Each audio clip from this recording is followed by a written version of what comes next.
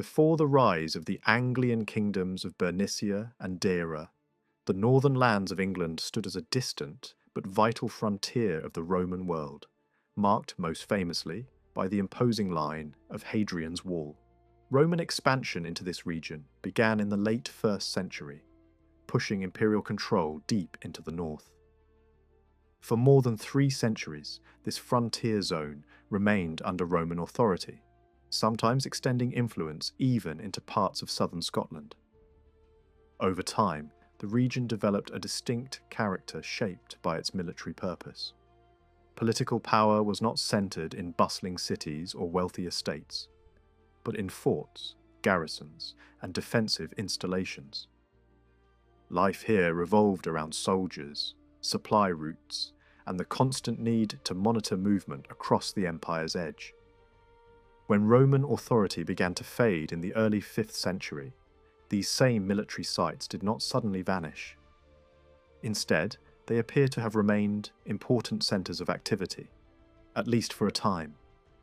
Settlements clustered around forts continue to function, suggesting that the structures and communities built during the Roman period did not immediately collapse.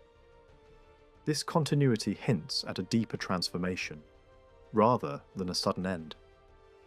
The long-standing military presence had already shaped local society in ways that would influence the formation of later kingdoms, including what would become Northumbria.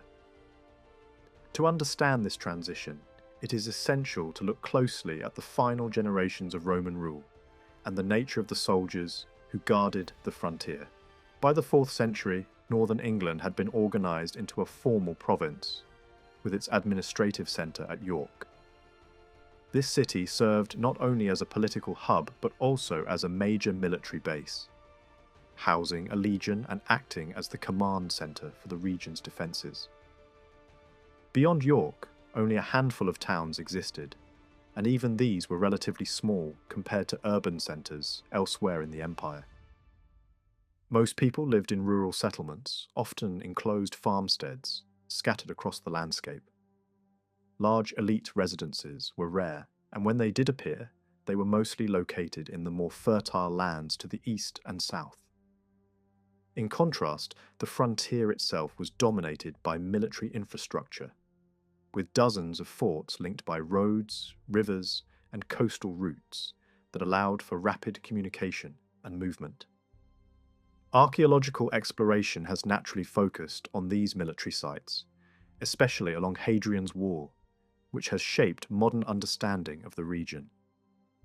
Evidence from rural areas is much more limited, making it harder to reconstruct the daily lives of the majority of the population. Even so, it is clear that the military presence overshadowed all other aspects of life in the frontier zone. Any attempt to understand the transition from Roman to post-Roman society must therefore begin with the army and its role in shaping both the economy and the social order. The end of Roman Britain is often imagined as a dramatic collapse, but the reality was far more complex. Politically, the break with imperial authority marked a significant shift, yet cultural and social changes unfolded gradually over time. Different regions of Britain experienced this transition in different ways, reflecting variations in economy, geography, and military importance. The frontier in the north cannot be treated as identical to the more urbanised and economically diverse south. Instead, it followed its own path, shaped by its unique conditions. Earlier interpretations suggested that the frontier defences were abandoned when troops were withdrawn to support power struggles elsewhere in the empire. According to this view, successive leaders stripped Britain of its soldiers, leaving the frontier exposed and leading to rapid decline. However, closer examination reveals that there is little solid evidence for a complete withdrawal of forces from northern England. While some troops were likely moved to the continent, there is no clear indication that the frontier itself was left empty. Written sources from the time are distant and often unreliable, and they provide no direct account of such a dramatic evacuation in this specific region. Archaeological findings paint a different picture. Several forts along the frontier show signs of continued occupation well into the early 5th century.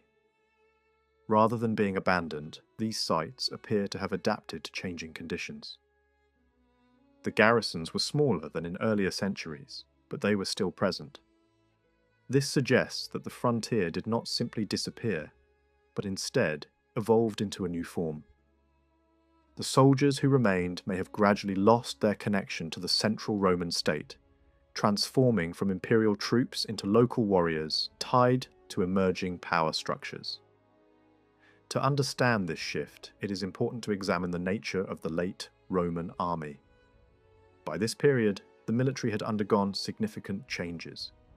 The army was divided into mobile field forces and stationary frontier units. The latter, often stationed along borders like Hadrian's Wall, were responsible for maintaining security, monitoring movement, and responding to small-scale threats. Despite later claims that these frontier soldiers were little more than part-time farmers, evidence suggests they were still organised, trained, and supplied by the state. They played a crucial role in maintaining order and stability along the empire's edges. Their duties went beyond simple defence. They controlled the flow of people and goods, gathered intelligence about neighbouring groups, and deterred raids through regular patrols and local knowledge. Their presence created a network of surveillance and response that helped maintain the frontier as a functioning boundary rather than a rigid barrier. Over time, their equipment and appearance also changed, reflecting broader shifts in military practice.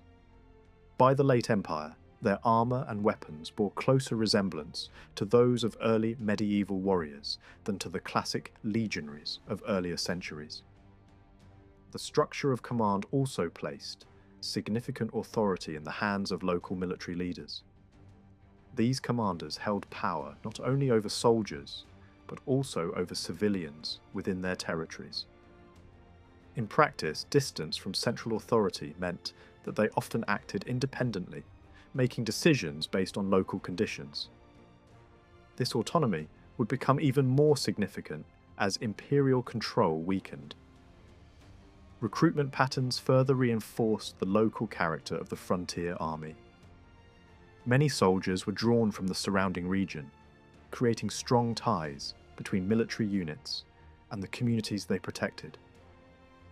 Over time, this blurred the distinction between soldier and civilian, especially as families and dependents lived alongside the garrisons. The military community became an integral part of the local economy, contributing to production as well as defence. Economic changes in the late Empire also played a role in this transformation. Soldiers were increasingly paid in goods, rather than money, encouraging reliance on local resources. Food, materials, and equipment were often produced near the forts themselves. Workshops inside these installations handled tasks such as metalworking, while nearby land may have been used for agriculture. This local self-sufficiency reduced dependence on long-distance supply networks and strengthened the connection between the army and its immediate environment. Within the forts, physical changes reflect these broader shifts. Buildings were altered, repurposed, or rebuilt using different materials. Traditional stone structures were sometimes replaced or supplemented with timber, suggesting changes in both resources and priorities. Storage buildings, once used for large-scale supply, were converted for other uses or abandoned altogether. Even central administrative spaces were adapted for new functions, including living quarters, workshops, or places of worship. These changes point to a transformation in how the forts were used, moving away from their original design as strictly organised military installations. What happened along Hadrian's Wall after Roman rule weakened has long been difficult to define with certainty. The evidence points to continued life at a number of forts, yet that life no longer looked like the disciplined and highly ordered world of the imperial garrison. The old Roman pattern had been based on regulation, hierarchy, and clear institutional purpose. In the centuries that followed, traces of activity remained, but they belonged to a different kind of society. This makes comparison difficult. Archaeologists can often recognise that a place was still occupied, but it is much harder to say exactly what form that occupation took, especially in the 5th and 6th centuries, when clearly datable objects become much rarer. Even so, one important pattern stands out. At the sites where later activity has been identified, there is usually no convincing sign of complete abandonment between the Roman and post-Roman phases. Instead of a sharp break, the evidence suggests continuity. These forts did not simply fall silent and then come back to life. In many cases, they seem to have remained inhabited as the political world around them changed. Some of the most striking signs of this transition come from renewed defensive work. At several forts, the old Roman walls appear to have been strengthened or reworked, with earthen banks supported by stone or timber. These alterations are often treated as belonging to the period after Roman government had ceased, though in some cases they may have begun in the very last years of imperial administration. That uncertainty matters, because these repairs alone cannot provide an exact date. Yet the broader pattern is still revealing. Similar refortification is known from important strongholds in Western Britain and beyond, where communities in the post-Roman centuries reused older defensive sites and reshaped them to meet new needs. On Hadrian's Wall, this kind of work suggests that the forts still mattered as places of protection, authority, and identity. Structural changes inside the forts tell a similar story. At several sites, later buildings were raised over or within Roman remains, sometimes in stone, sometimes in timber. These buildings do not fit the regular layout of a classical Roman garrison. They belong to a changed world, one in which the old military plan was no longer followed with the same discipline. Yet their position within the forts shows that people still considered these places valuable. The forts were not ruins visited only by memory. They continued to serve as centres of settlement, even as their appearance and function shifted. Other clues come from inscribed stones and personal objects. A small number of memorial stones in a distinctly Western British style have been found at frontier sites, showing that cultural links existed between the wall and other parts of post-Roman Britain. These stones are more commonly associated with regions farther west, so their presence in the north is especially notable. They suggest that the communities occupying these forts were part of a broader cultural world that survived after the end of Roman government. Small finds tell a similarly mixed story. Some objects reflect British craft traditions, while others resemble items usually associated with early Anglo-Saxon groups. Brooches, pins, and other personal items reveal that the frontier was not isolated. It was a meeting ground where different traditions could overlap, and where identities may have been more fluid than older historical models once assumed. Christianity also left its mark on several of these sites. In some forts there is evidence for buildings that may have served as churches or chapels, while in other cases Christian symbols appear on objects or architectural fragments. The placement of these buildings is especially revealing. At certain sites, possible churches were inserted into areas that had once stood at the heart of Roman military life.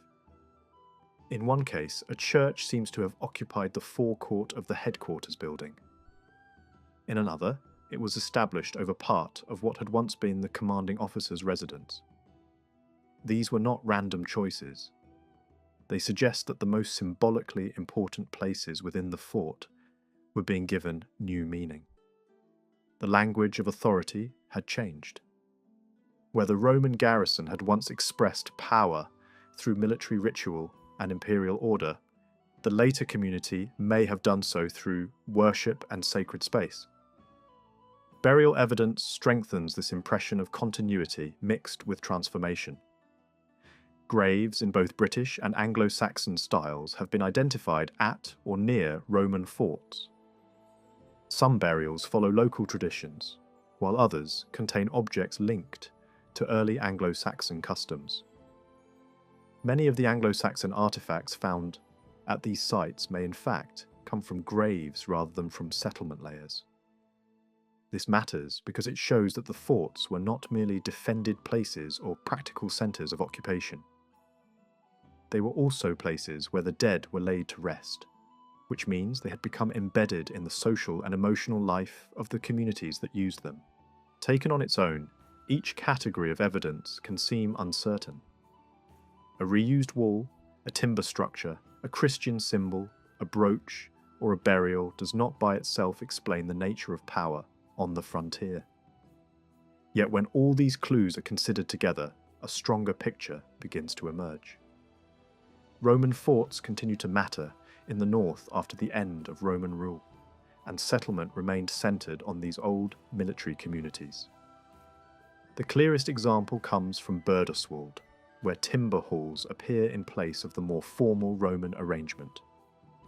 These halls are especially important because they fit a social world familiar from the early medieval period, one centred on a leader and his followers, rather than on a regiment serving a distant emperor.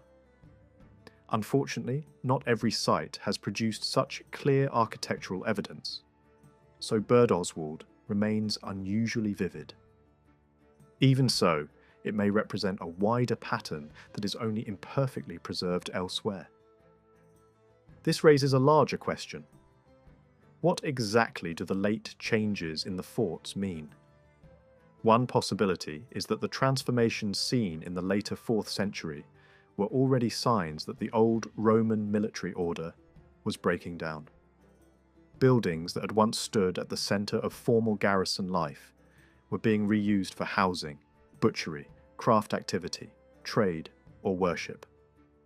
Storehouses, which had been essential to the organisation of military supply, were converted to different purposes or abandoned altogether. Such changes were not minor details. They touched the very heart of how a Roman fort functioned. If bulk storage no longer occupied the same place as before, then supply itself may have been changing. If the headquarters building lost its purely official role, then the command structure was also changing. From this perspective, the forts were no longer operating as truly Roman military institutions, even if soldiers or armed groups remained in them. Yet there is another way to understand the evidence. It is also possible that official frontier troops continued to occupy these forts into the early 5th century, but that the character of those troops had already been changing for decades. In this interpretation, the frontier garrisons were still part of the late Roman military world, though very different from the legions and auxiliary units of earlier centuries. They may have been smaller, more localised, less rigidly organised, and more deeply rooted in the surrounding population. Their professionalism may have looked different, but that does not necessarily mean they had ceased to function as soldiers. The written sources for northern Britain are frustratingly thin on this point. They mention conflict and raiding in the north, but rarely identify the specific units involved. One important administrative list appears to show that forts along the wall still had assigned units around the year 400. If that document reflects reality, then the frontier was still officially manned at that time, even if daily life within the forts had already changed dramatically. What happened next is much harder to trace. No source clearly describes whether those forces were withdrawn, abandoned, or simply left to survive on their own. Archaeology has not produced any sign of a sudden and universal desertion. Because of that, the transition is better understood, not as a single collapse, but as a slow reshaping of communities, whose roots lay in the Roman army. A useful way to think about this is through the idea of an occupational community. A military community is not just a body of armed men. It is a society built around a shared role, a common identity, and patterns of life that extend beyond actual combat. Soldiers live together, work together, eat together, and define themselves through that collective experience. Their forts are not only defensive structures, they are the physical expression of that identity. The walls set them apart. The internal layout organises their status and duties, and the repeated design of forts across the empire reflects the strength of military culture. Seen in this light, the changes inside the forts become especially important. When the standard use of space begins to break down, that suggests more than architectural improvisation. It may reflect a loosening of the institutional discipline that had once shaped the garrison's identity. The old headquarters building provides a powerful example. In earlier times, it had served as the ceremonial and administrative centre of the unit. Later, parts of it might be turned into workshops, domestic rooms, market space, or places of worship. These shifts did not happen in exactly the same way everywhere, which is significant in itself. There was no single centrally imposed redesign. Instead, local commanders and local communities seem to have made their own decisions. The headquarters building remained important, but not in the old way. It no longer represented the unchallenged prestige of Roman command. Its meaning had changed along with the people who used it. At the same time, not everything disappeared. Certain residential buildings and status divisions within the forts continued to be maintained. Barracks, officers' quarters, and command residences were still repaired and reused in some places. That suggests that hierarchy survived, even as the wider institutional framework weakened. The result seems to have been a frontier military culture that remained recognisable across the region, but became increasingly localised in practice. The soldiers of the north still belonged to a martial world shaped by Rome, but their loyalties and daily realities were becoming more regional and more personal. By the post-Roman period, that process appears to have gone further. The strongest sign of this comes again from the timber halls found at Oswald. A hall belongs to a different social order than a Roman headquarters or barrack block. It gathers authority, residence, and fellowship into one space. It is the house of a leader and the meeting place of his armed retinue. It reflects personal bonds rather than bureaucratic organisation. In that sense, the hall can be seen as the successor to several separate Roman military buildings, combined into a single structure appropriate to a new kind of power. If similar halls once existed at other forts and have simply not survived or been recognised, then the whole frontier may have been passing from a world of regiments to a world of local warbands. Even features such as renewed fortifications and churches fit this interpretation.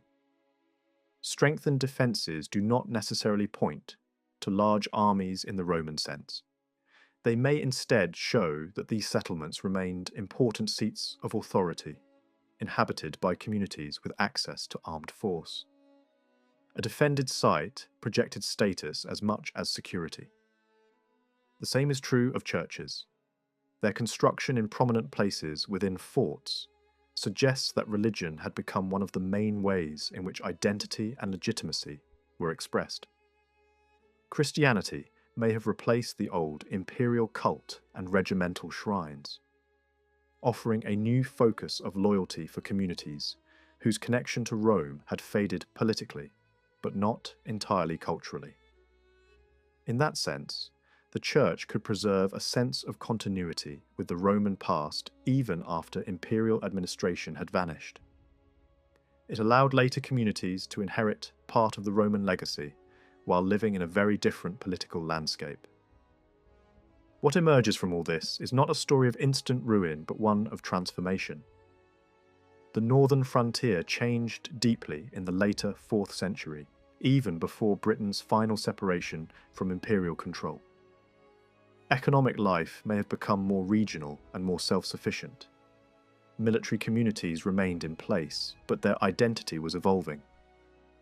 Over time, the professional soldier of the Roman frontier seems to have given way to the armed follower of a local leader. The forts survived this transition because they were more than military installations. They were centres of population, symbols of authority, and anchors of memory in a changing land. This has major consequences for understanding the political future of northern Britain. If the forts of the wall continued to house armed communities after Roman rule, then the north entered the post-Roman age with a stronger martial tradition than is often imagined. These communities would already have possessed leaders, rivalries, local territories, and habits of organised violence. Any newcomers entering the region, including Anglian groups, would not have encountered an empty or helpless landscape. They would have faced populations whose roots in warfare and command stretched back through generations of frontier service. In that sense, the later kingdoms of the north may have owed far more to the long afterlife of the Roman frontier than older narratives have allowed. Bernicia belongs to one of the most difficult and fascinating transition zones in early British history. At the start of the 5th century, this region still stood in the shadow of Rome, part of a frontier landscape shaped by forts, roads, military authority, and long contact with imperial power. By the early 7th century, that same region had become an Anglian kingdom, with its own ruling dynasty and its own place in the political map of northern Britain. Between those two moments lies a long period of uncertainty, movement, adaptation, and cultural change. The evidence for that transformation is scattered and often frustratingly incomplete. Much about Bernicia remains unclear, and many older explanations have relied too heavily on only a narrow range of sources. Even the name Bernicia carries traces of that earlier world. The form preserved in later Latin and Old English writings points back to an older Brittonic name, one that seems to have described a land of passes or gaps through rough country. That alone is revealing. Before Bernicia became known as an Anglian kingdom, it had already existed as a named landscape in a Brittonic-speaking world. The later kingdom did not emerge on nameless ground. It took shape in a region that already had its own identity, geography, and linguistic traditions. By the late 6th or early 7th century, written sources show Bernicia as an established political power. It had become a kingdom with a ruling line, territorial ambition, and regional influence. Yet, its exact extent at this early stage is not easy to define. Different interpretations place its boundaries in different locations, especially along the north and south. A broad and practical view sees Bernicia as stretching from the Tees Valley in the south to the Firth of Forth in the north, covering what is now northeast England and southeast Scotland. In this form, it was a substantial territory, not a small tribal enclave. Bernicia must also be separated from the later and larger idea of Northumbria. Bernicia came first. Only later, after expansion southward and the absorption of Deira, did a broader over-kingdom begin to emerge. The name Northumbria itself belongs to that later political development. This distinction matters because it reminds us that Bernicia had its own earlier history and its own path of formation before it became part of something larger. For a long time, attempts to explain Bernicia have been shaped mainly by archaeology and written history. Both are essential, but neither is sufficient on its own. One major source of evidence has often been underestimated or treated with caution: place names. In this region especially, that is a serious loss, because one of the clearest long-term changes between the 5th and 7th centuries was linguistic. A Brittonic-speaking landscape gradually became one dominated by English speech. Place names sit directly at that point of transition. They preserve traces of language, memory, and control over the land.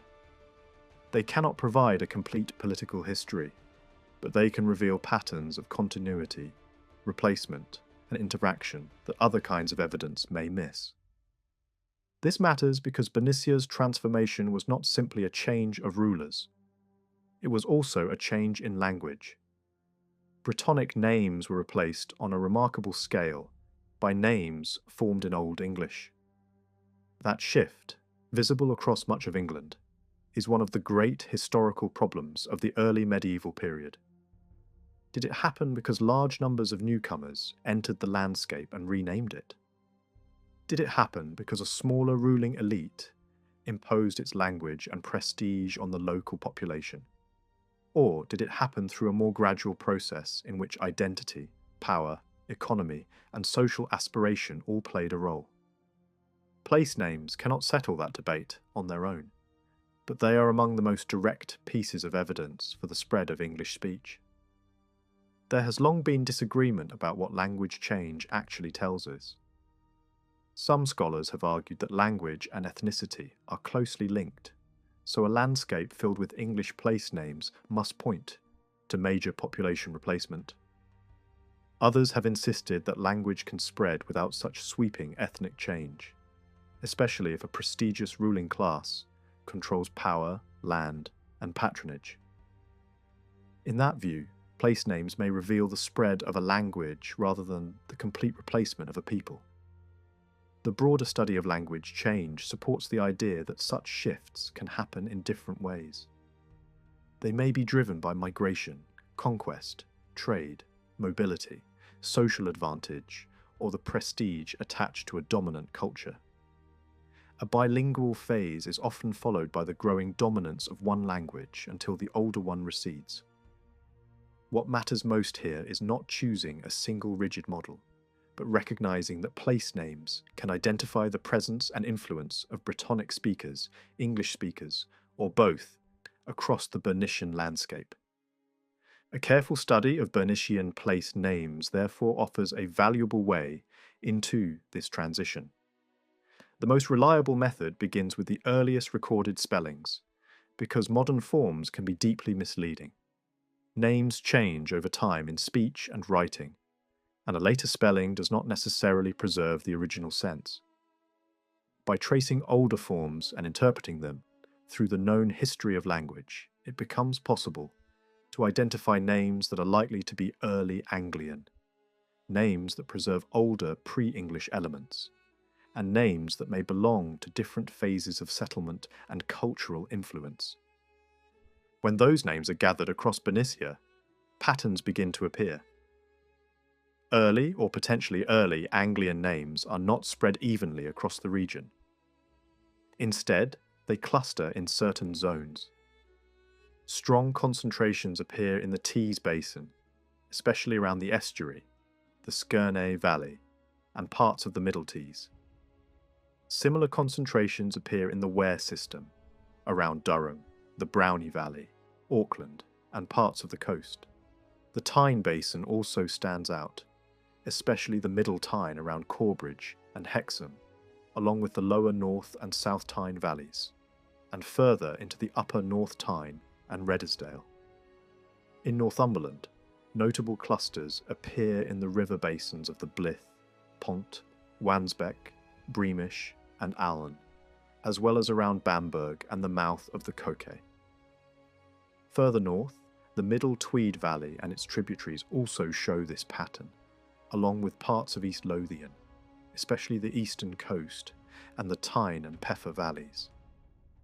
Just as important are the places where such names are weak, scattered, or absent.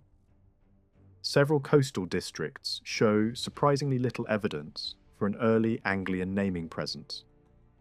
The lower and coastal parts of some river systems stand out in this regard, as do sections of inland country in South Northumberland, the upper Tweed, and parts of Lothian. This unevenness is significant.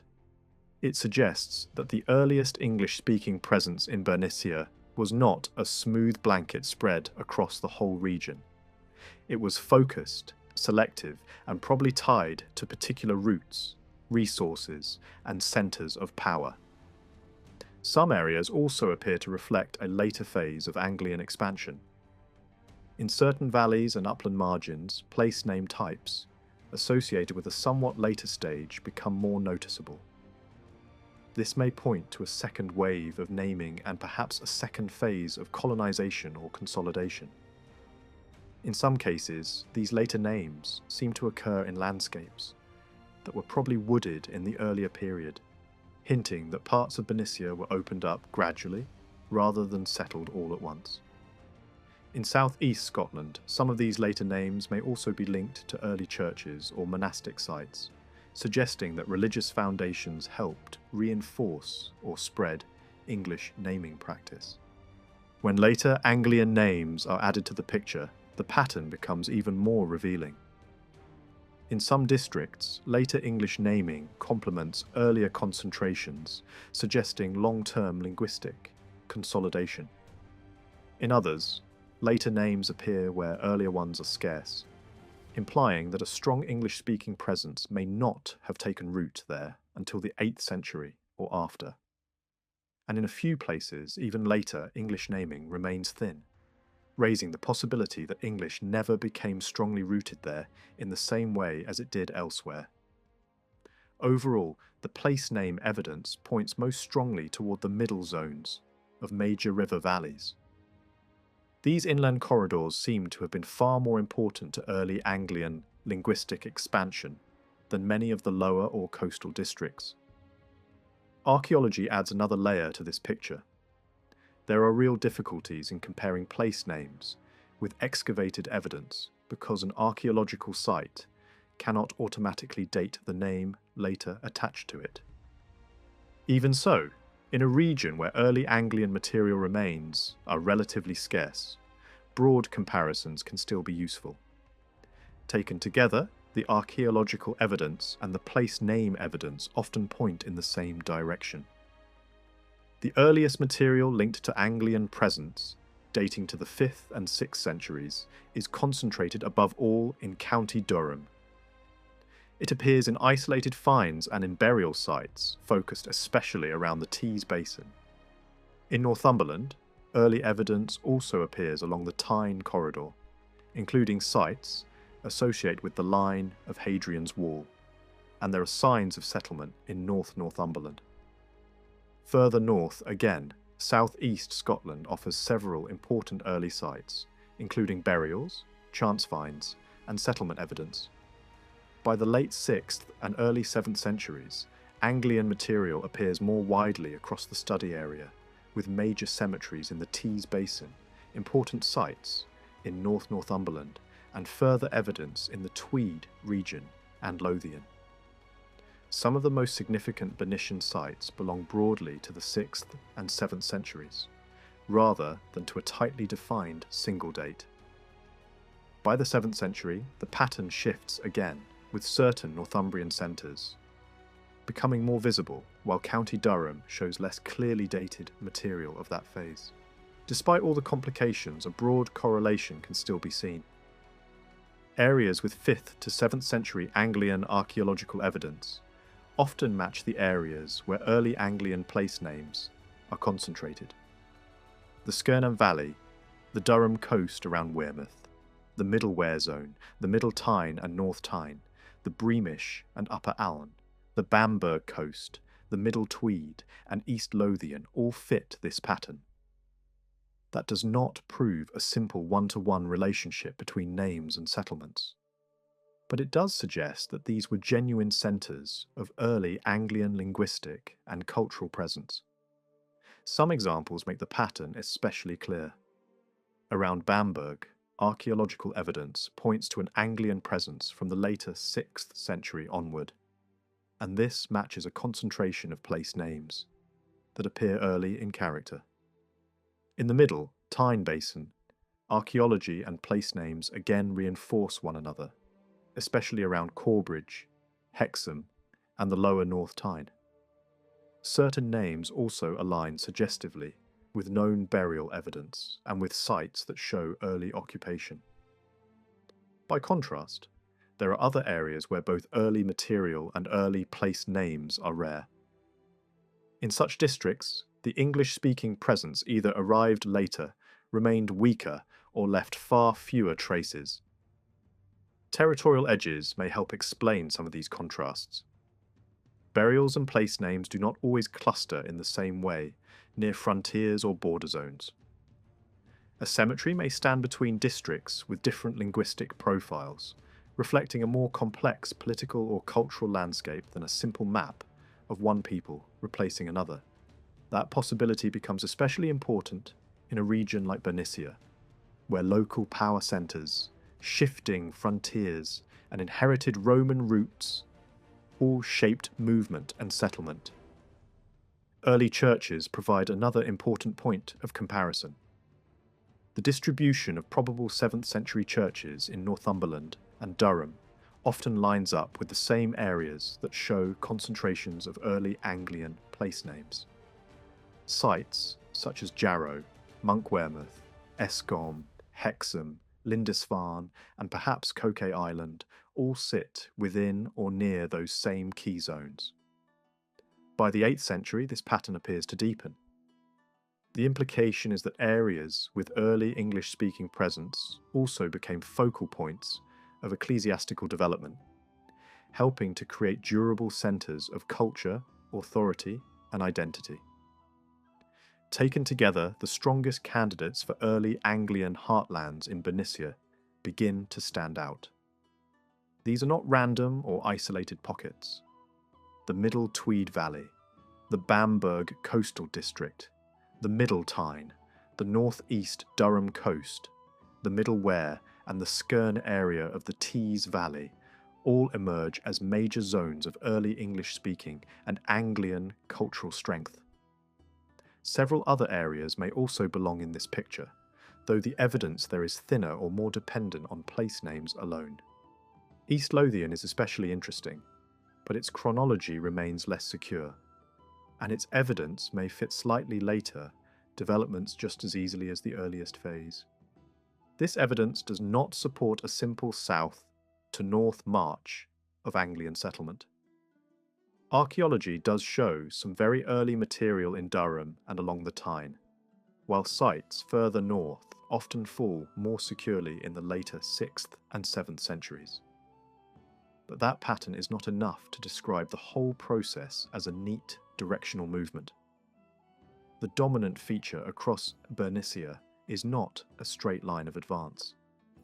It is the concentration of evidence in major river valleys, especially in their middle inland zones. These areas offered fertile land, communication routes, and strategic advantages, making them attractive as centres of settlement and power.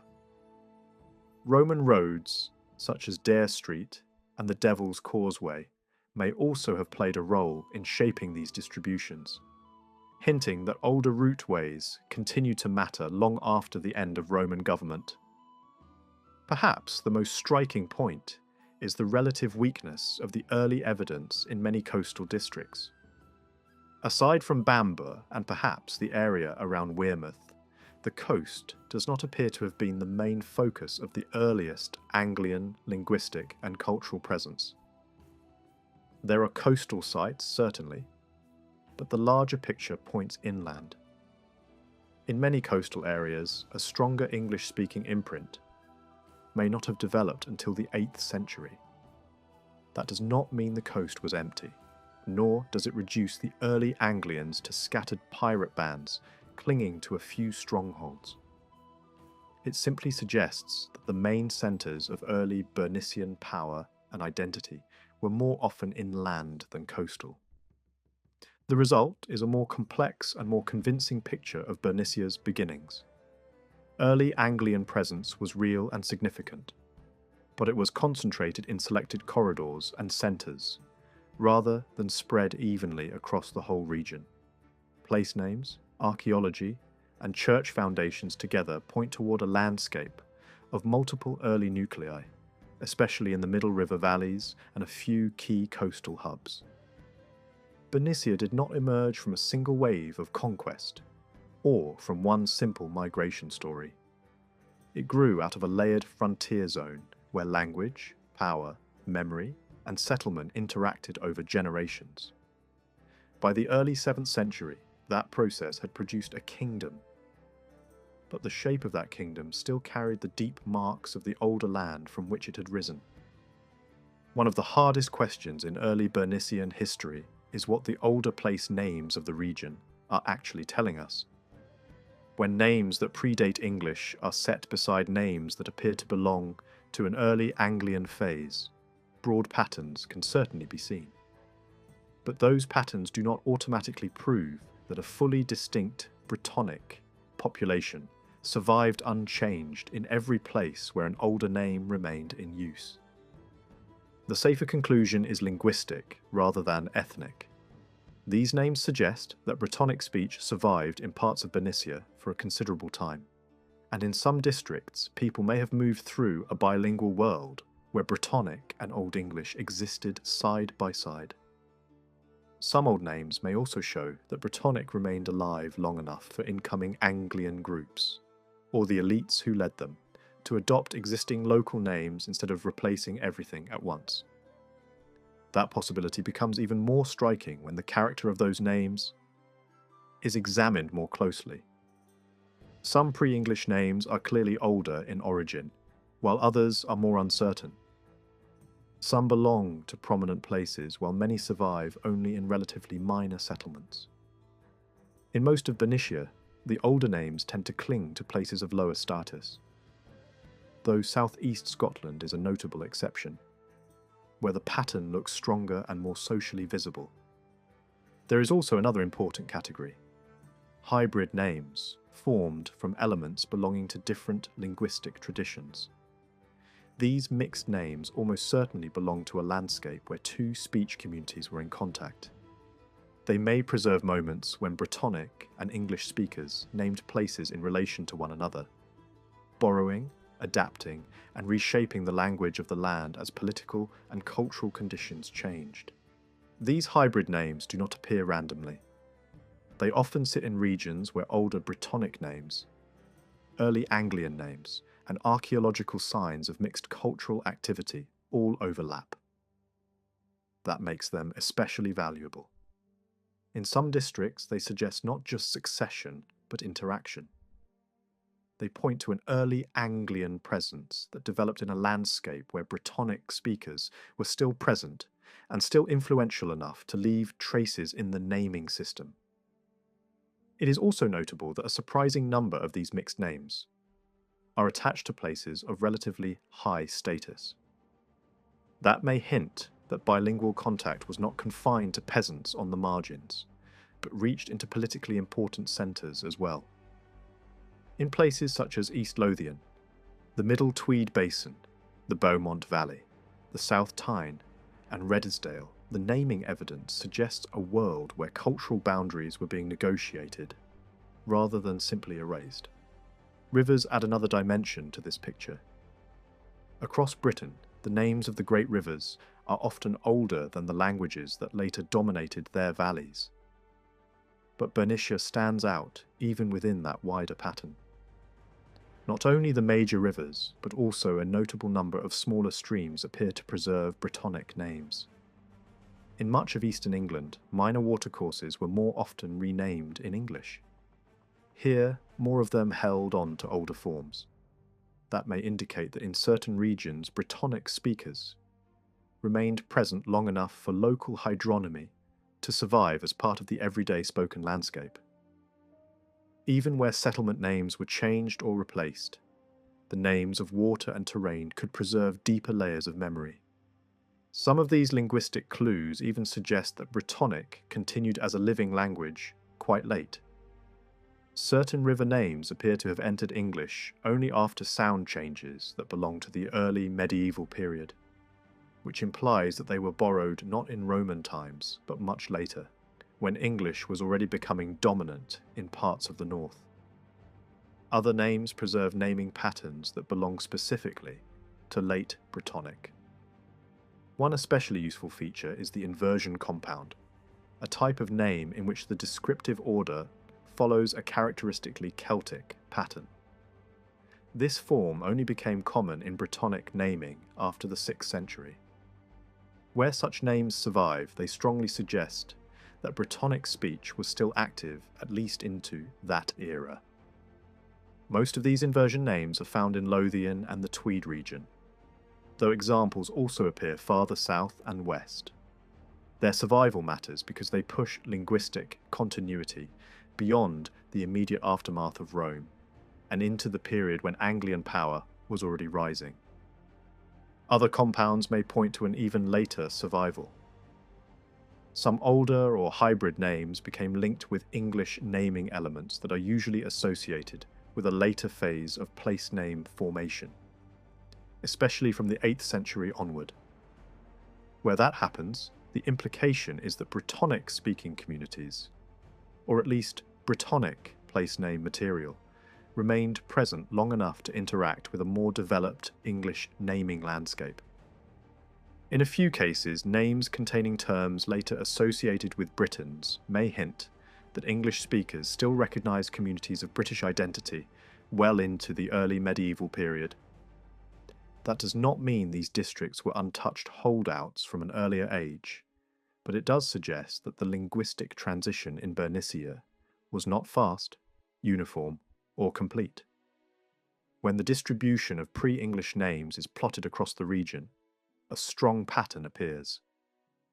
Many of them are concentrated in the western parts of the study area, southwest and northwest Durham, the South Tyne Valley, the lands west of the Devil's Causeway, the upper North Tyne, and the valleys reaching toward Annandale.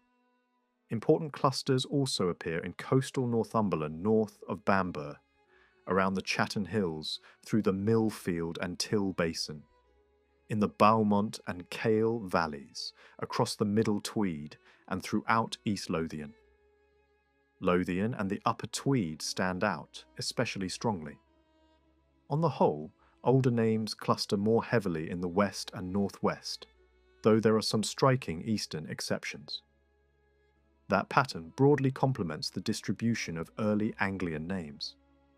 Where early English naming becomes thickest, older Brittonic naming often weakens. Where older names remain strong, early Anglian naming is often thinner or more mixed.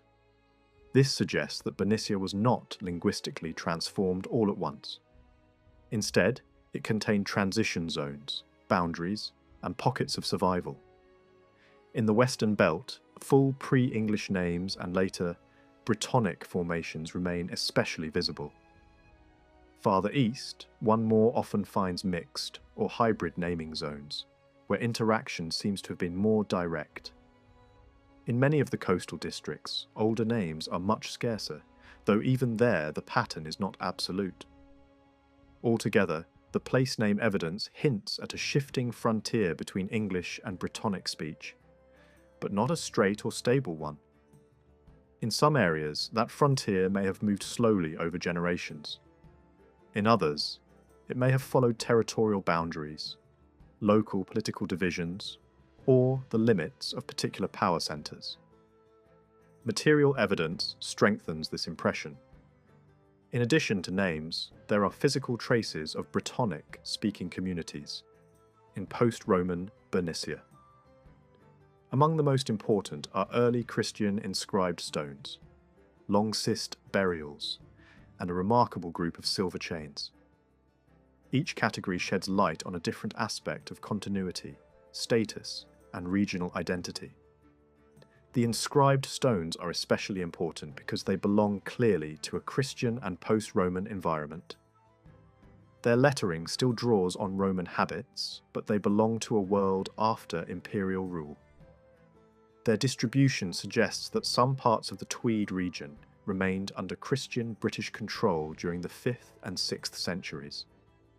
They point to local centres of memory, authority, and belief that were not erased by the collapse of Roman administration. In that sense, they are not just grave markers, they are monuments to a surviving Brittonic world that remained literate, Christian, and connected to older traditions of prestige. Long cist burials tell a similar story in a different form. These graves, usually built with stone linings and marked by extended inhumation without rich grave goods, have long been associated with native British burial custom in the north. They are especially common around the Forth and in the Lothian region, but they are not confined to that zone. Important examples also appear farther south, including along the Bernician coast. Their distribution suggests that a distinct burial tradition continued in several parts of the region after Rome. Yet the picture is not simple, because some of these graves contain Anglian objects. That means the burial form could survive even in places where Anglian cultural influence was already strong. The long cyst, then, may reflect continuity of ritual, or identity, or both, within communities that were themselves changing. This is one reason such burials are so revealing. They show that Anglian material culture and Brittonic funerary tradition did not always exclude one another. In some places, older burial customs seem to have continued into Anglian Bernicia. The dead could be laid out according to one tradition, while grave goods reflected another. That is exactly the kind of evidence that points away from simple replacement and toward more complicated forms of interaction. In a few cases, long cysts placed in boundary zones may even have carried symbolic or political meaning, marking control over land as much as continuity of custom. The silver chains belong to another world again, the world of status, wealth, and aristocratic display. These large ornamental neck chains, made from reused Roman silver, are among the most striking signs of a surviving elite with access to considerable resources. Their distribution has often been linked with northern British kingdoms, especially in the regions north of Bernicia's core. They suggest that post-Roman aristocrats in these areas had not only survived the end of imperial rule, but had done so in a way that preserved, transformed, and displayed inherited wealth. These were not impoverished remnants clinging to ruins. They were members of a society still capable of producing powerful symbols of rank. When the distribution of this Brittonic material is compared with the place name evidence, the overlap is strong. The Lothians and the Upper Tweed stand out most clearly as zones of Brittonic, cultural and linguistic strength. But they are not alone.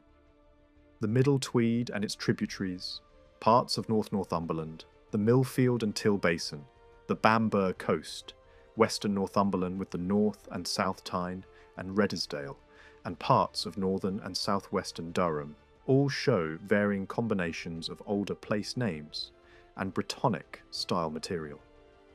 Elsewhere, the evidence becomes much thinner and more scattered. That unevenness matters. It suggests that Brittonic continuity in Bernicia was real, but regional rather than universal. Some districts preserved it strongly. Others barely preserved it at all. Topography may help explain some of this. In Northumberland and Durham, Brittonic place names and material traces often cluster in lands of poorer soil, hill country, wooded zones or peripheral districts. Areas west of major routeways, upland margins, and heavily wooded landscapes seem especially important. That pattern may reflect survival in less accessible zones, where older communities could persist more easily. But the pattern is not exclusive. There are also fertile and valuable districts where Brittonic evidence remains strong, including parts of the Millfield Basin, the Middle Tweed, and parts of southwest Durham. So survival cannot be explained by geography alone. Political boundaries, estate organisation, and local power structures must also have shaped where older identities held on, and where English speech advanced more quickly. This brings the focus to the heart of the Bernician problem, the relationship between Anglian and Brittonic elements in the making of the kingdom. The idea of a hybrid Bernician society has been proposed many times, and there is real evidence behind it. But the evidence does not support a single, uniform model for the whole region. Instead, it points toward a mosaic of local situations.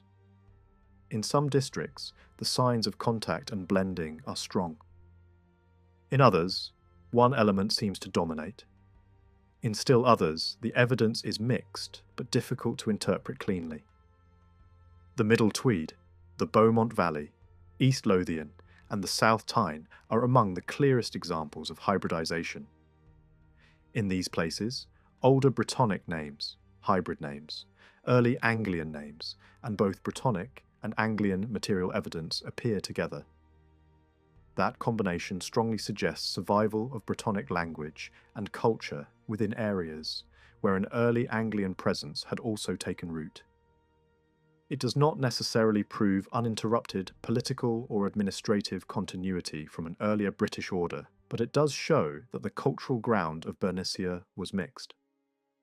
Other districts offer weaker but still meaningful signs of the same process, while some areas seem to demand completely different explanations. The result is not one Bernician story, but several. That makes regional analysis essential. Bernicia was probably assembled from a number of smaller territories rather than emerging as a single unified block. Later county borders are not reliable guides to those earlier divisions, and neither is the later distinction between south-east Scotland and northern England. The evidence points instead to a landscape of local polities, each with its own balance of linguistic survival, Anglian expansion and cultural negotiation. The Tees Valley offers a good example of this complexity. In the coastal lands of southeast Durham, early Anglian place names and early Anglian material culture do not line up neatly. The areas with early material remains are not always the same areas that preserve early English naming. Some of the strongest early English names with signs of status lie directly on the coast or near the estuary, while inland districts are dominated by later English place name types. Around the Eden area, early archaeological evidence appears beside Brittonic place name survival and possible long cist burials. One possible reading is that this remained a district under strong British influence well into the 7th century. English-speaking groups may have been present, and Anglian-style material culture may have spread. Yet Brittonic speech and local naming could still endure. In that case, the language shift lagged behind changes in material culture.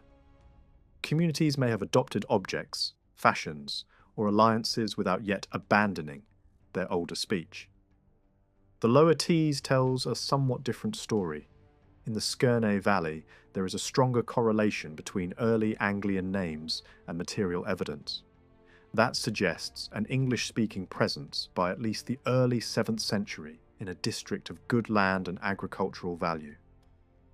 Yet even here, there are signs of Brittonic continuity.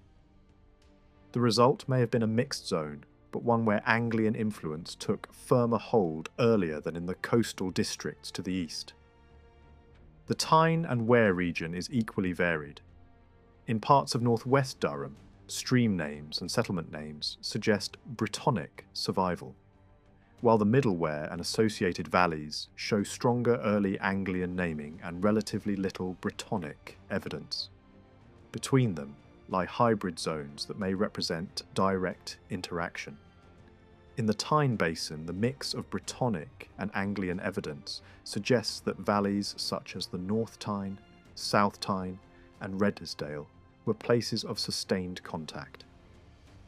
Certain English name types indicate a substantial Anglian presence by the 7th century, but the material record may hint that such contact began earlier. South Northumberland presents another version of the same pattern. There, hybrid names appear among concentrations of early English names, though archaeological evidence is sparse. In places like Coquetmouth, an early Anglian naming cluster and church evidence stand in a landscape that later English names suggest was still being opened up or defined in subsequent centuries. There is little reason to think the Tyne itself formed a hard boundary between separate worlds. The naming evidence on both sides is chronologically similar, and the archaeological material extends across the valley. Nor does the distribution of Brittonic evidence support the idea that the river marked the southern edge of a surviving British kingdom in any simple sense. The same is true of Hadrian's Wall. However powerful it remained in memory, there is little sign that it still functioned as a recognised frontier by the time Anglian presence became visible in the region. North Northumberland and the Tweed Basin reveal yet more local variation. The Bamberg coastal district stands out because it combines strong early Anglian evidence with notable Brittonic traces, including hybrid names, older stream names, and cist burials. That may point to an area where Anglian linguistic, cultural, and probably political dominance became established by the late 6th or early 7th century, but without fully erasing the Brittonic population or its traditions. The coastal evidence here differs sharply from the mill field and till basin. That fertile region has surprisingly few early Anglian place names, especially in its better agricultural areas. Instead, older names remain visible in the core landscape, even though settlement sites, burials, and finds show an Anglian presence from around the same period. One possible explanation is that this remained a Brittonic-controlled territory during much of the 6th and 7th centuries, even while Anglian groups were present within it. The archaeological evidence from places such as Yeavering and Millfield has often been read in ways that emphasise continuity of site use, monument reuse, and inherited local traditions. Here, linguistic dominance may have remained Brittonic longer than the material culture alone would suggest. The Alne Valley presents another distinct case. Its lower and coastal parts contain good land, but very little early Anglian evidence in either names or archaeology. English naming becomes much stronger only later. The Middle Valley, with poorer soils, shows pockets of earlier English naming around particular sites. The Upper Alne and Breamish, by contrast, combine early Anglian place names, with material evidence that points to a late 6th century Anglian cultural presence. The implication is that not all parts of a river system changed in the same way or at the same time. In the Tweed Basin, the contrasts are even sharper. The Upper Tweed, west of the Teviot, holds a strong concentration of Brittonic evidence and very little sign of early Anglian interaction. The Middle Tweed and its tributaries tell a different story. There, early Anglian names and material evidence appear alongside Brittonic full names, hybrid names, and Brittonic-style archaeological remains. This suggests an early Anglian presence by the early 7th century, interacting with a substantial and continuing Brittonic cultural world. Farther downriver, in the lower and coastal Tweed, early Anglian evidence is again weak. English naming becomes more extensive only later, and there are hints that Brittonic continuity remained important in those coastal districts. One possible conclusion is that the Middle Tweed was drawn earlier into Anglian control, while the lower basin followed a different path, perhaps with stronger local continuity and only limited English-speaking presence until the later 7th or 8th century. East Lothian offers one of the clearest examples of mixed society. Here, Anglian and Brittonic traits appear in close proximity in both names and archaeology. The coastal plain and the valleys of the Tyne and Peffer seem to have been important centres of that interaction. Good land, settlement evidence, burials, older names, hybrid names, and signs of high-status Brittonic culture all come together in this district. That combination suggests a sustained contact zone in which Brittonic continuity and Anglian presence shaped one another.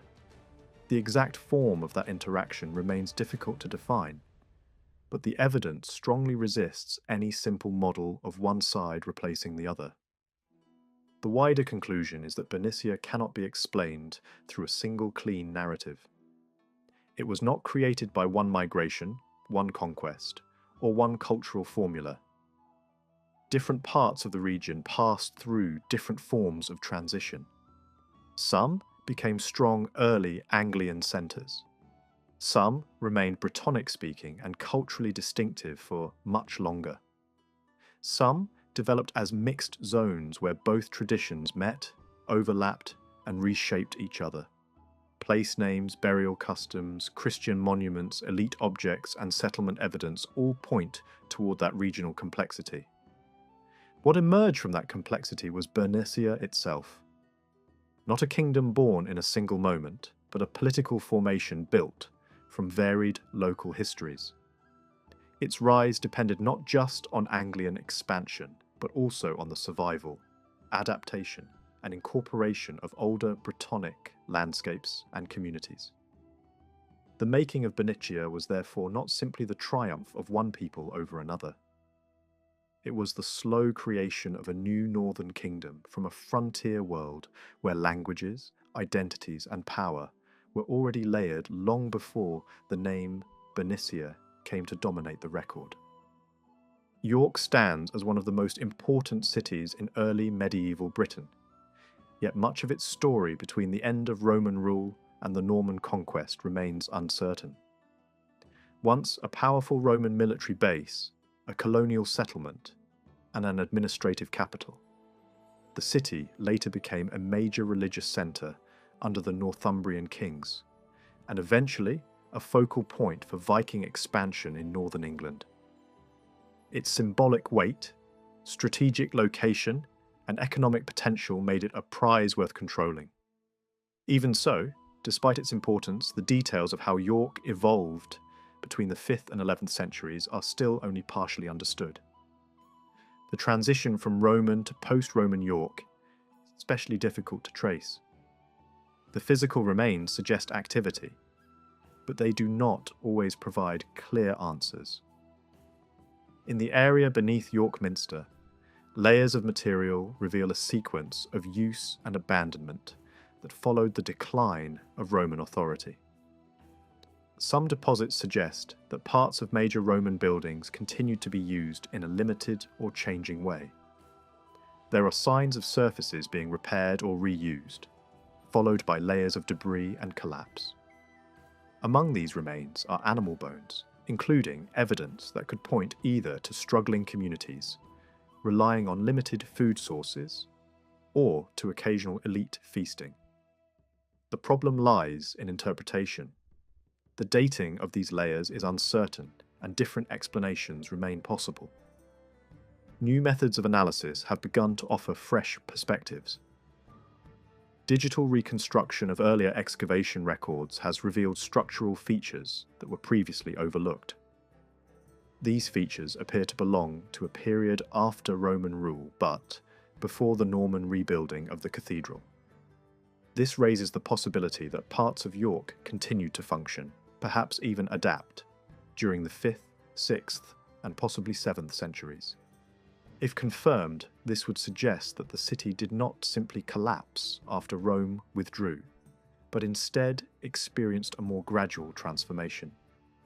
Further insight comes from another site near the river, where a large Roman building shows signs of repeated repair and modification even after the late 4th century. The scale and frequency of these changes suggest continued use well into the 5th century.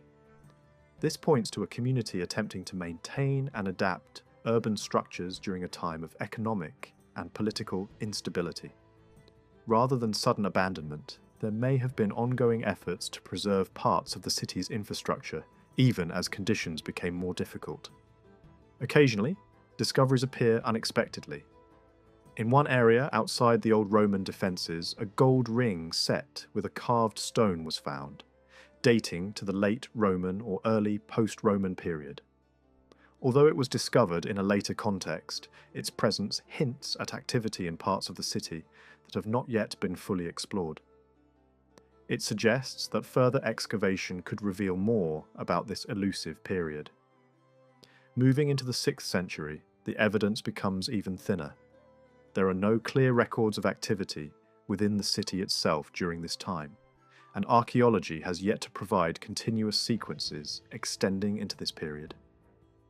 Historical references only begin to reappear with the conversion of King Edwin in the early 7th century, when York again enters written history as a religious centre. Most of what is known from this period relates to the growth of Christianity, rather than to urban life or trade. Outside the city, however, there are clearer signs of activity. Burial sites from the 5th and 6th centuries have been found just beyond the former Roman walls. These include cremation cemeteries, located a short distance from the city, indicating that people were living in the surrounding area even if their settlements have not yet been identified. Evidence of habitation has also been discovered at a site a few kilometres away, where refuse deposits suggest a nearby settlement dating from the mid-6th to mid-7th centuries. Objects found there indicate connections with other parts of England and even with continental Europe, showing that York's region remained part of wider exchange networks. Further afield, larger settlement complexes provide additional clues. One such site reveals a structured community with buildings, trackways, and defined plots of land. The finds suggest occupation beginning in the late Roman period and continuing into the early medieval centuries. Although later layers have been disturbed, the evidence points to long-term continuity and adaptation. Sites like this help to fill in the gaps left by the lack of evidence within York itself. By the late 7th century, a clearer picture begins to emerge. The old Roman enclosures still defined parts of the landscape, but many of the buildings inside them had fallen into ruin. Instead of reoccupying these areas immediately, activity appears to have shifted elsewhere. A major discovery revealed a large settlement near the river, dating from the late 7th to the mid-9th century. This settlement functioned as a centre of trade and production, linking York to wider economic networks. It was not located within the Roman fortress, but developed beyond it, suggesting a shift in how the city was organised. This riverside settlement, known in later sources, became a hub of activity. Archaeological evidence shows that goods were being manufactured and traded, with connections reaching across the North Sea and beyond. Coins, pottery, and other objects point to sustained contact with continental Europe. The settlement appears to have grown over time, extending along the riverbanks and possibly covering a larger area than initially thought. Rather than a single compact centre, it may have consisted of multiple zones of activity, linked together by trade and movement. The spread of this activity raises important questions about where people actually lived. While trade flourished along the rivers, there is little clear evidence for dense settlement within the old Roman walls during this period. It is possible that high-status individuals lived nearby, benefiting from the flow of goods, while the main commercial activities remained concentrated along the waterways. The city, in this sense, may have been divided into different functional areas rather than forming a single unified urban space. Beyond the city itself, the surrounding countryside also played a crucial role. Sites within reach of York have revealed evidence of trade, craft production, and occasional wealth. One location produced a collection of coins and metal objects, including items linked to long-distance exchange. Although the physical remains of buildings are limited, the finds suggest that this was a place of repeated activity, possibly connected to trade routes or seasonal gatherings. Such sites help to place York within a broader network of settlements and economic interactions. Religious life also developed in the surrounding region. Excavations at a rural church site have pushed back its origins earlier than previously thought. Burials dating to the early medieval period indicate that the site was already in use before the construction of later stone buildings. Structural remains suggest the presence of an earlier church or religious structure, possibly associated with a high-status community. These findings add to the growing picture of a landscape shaped not only by trade and settlement, but also by religious institutions.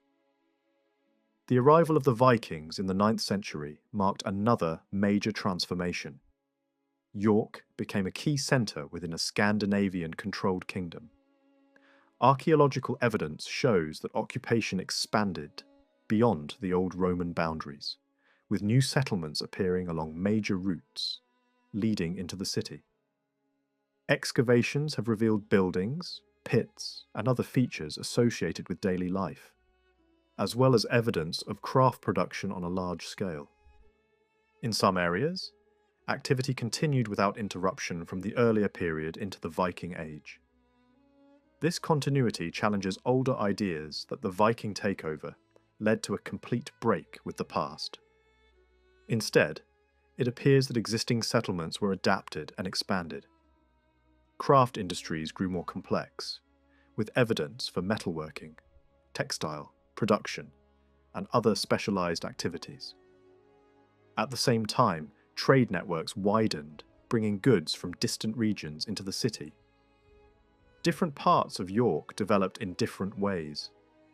Some areas show intense industrial and commercial activity, while others appear more residential in character. This variation suggests a city with multiple functions and a diverse population. The scale of occupation also appears larger than previously assumed, extending well beyond the later medieval walls. Churches and cemeteries along the main approaches to the city indicate that settlement spread outward, forming a broader urban landscape. The final phase of this story is marked by the events of 1066. Not far from York, the remains of a cemetery provide a glimpse into the population of the time. Although historical accounts describe the arrival of a Viking army, the skeletal evidence from this site tells a different story.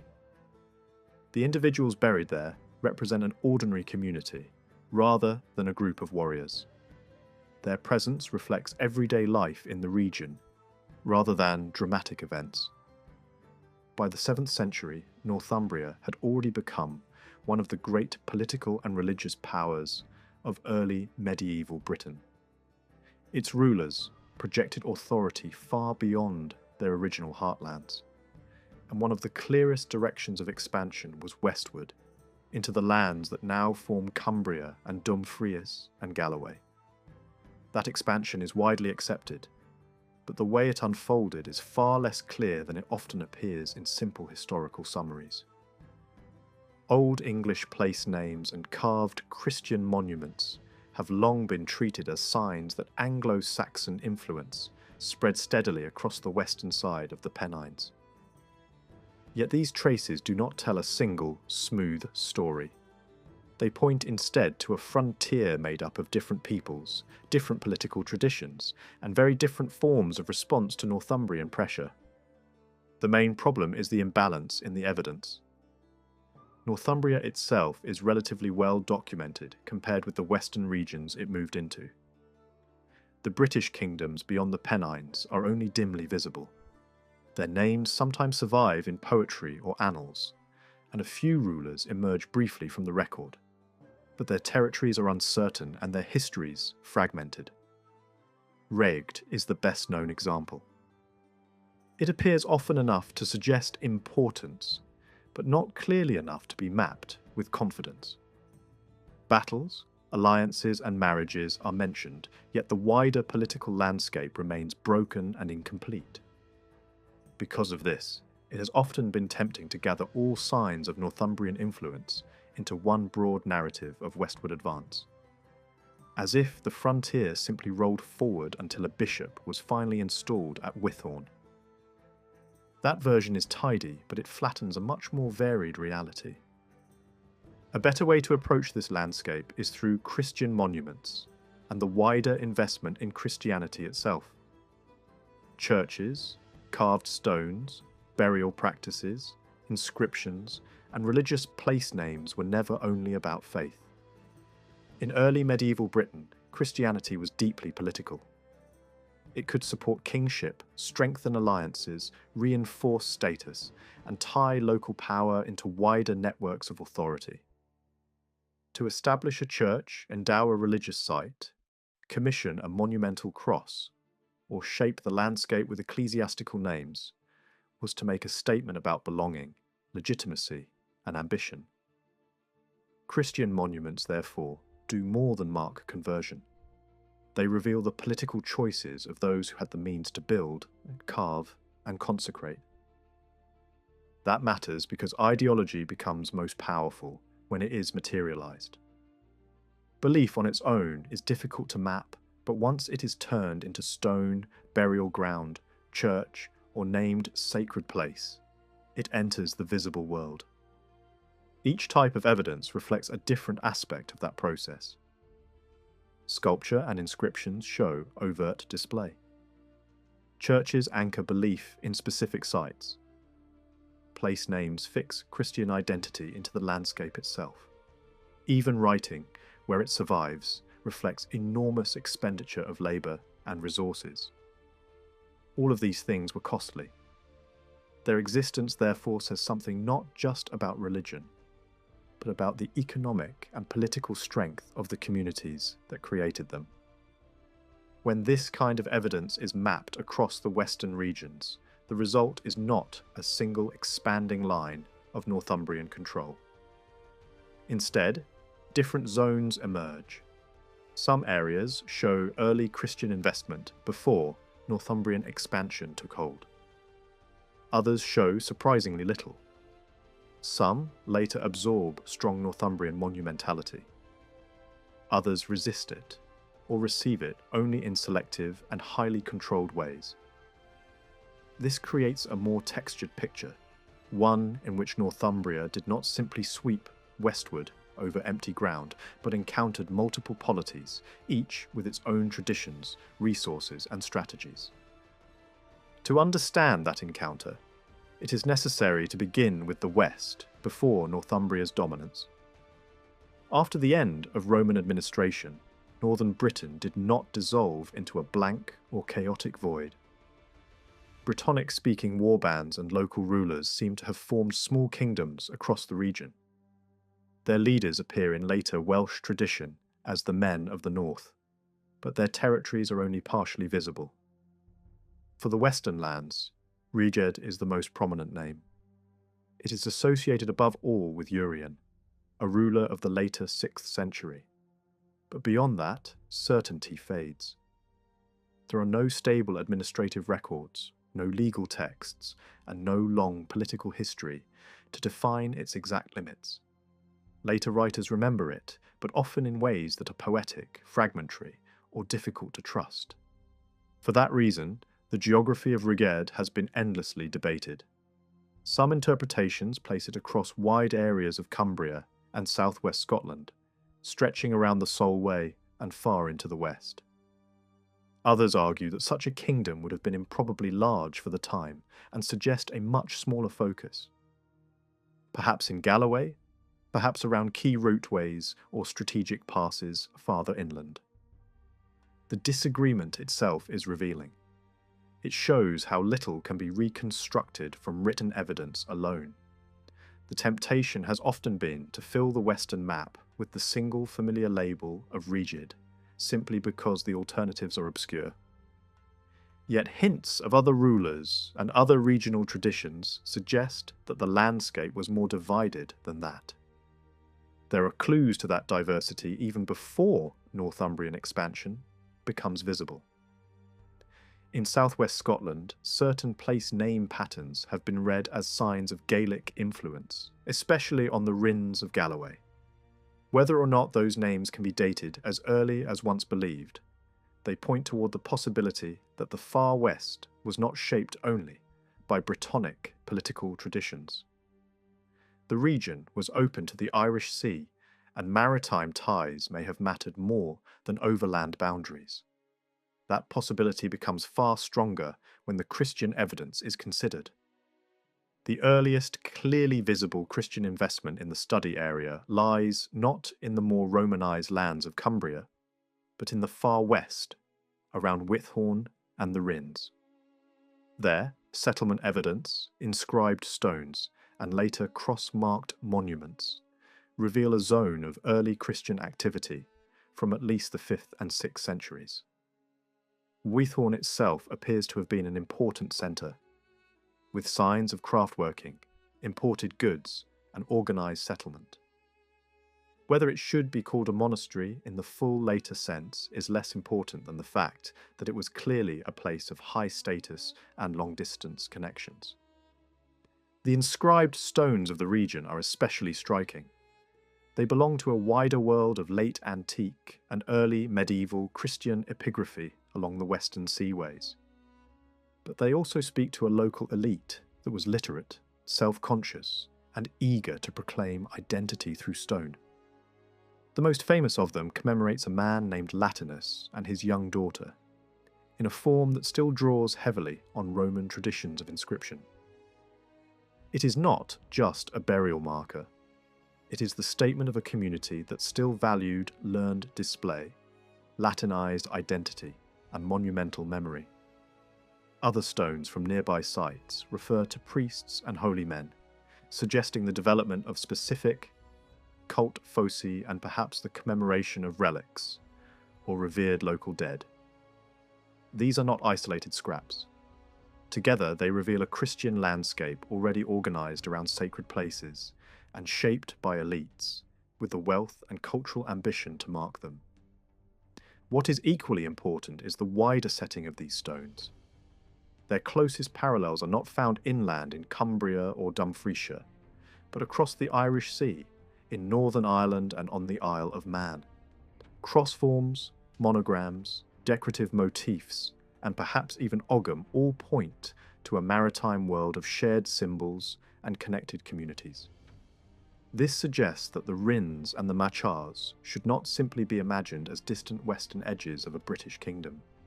They belonged to an Irish sea zone whose cultural references looked westward as much as eastward. The Christian monuments here were part of a seaborne network, not merely the local afterglow of Rome.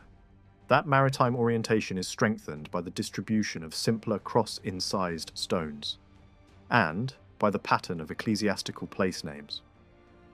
Although such stones are difficult to date precisely, some clearly belong to the early medieval centuries, and their concentration in the far west adds to the impression of a Christianized zone extending across western Galloway.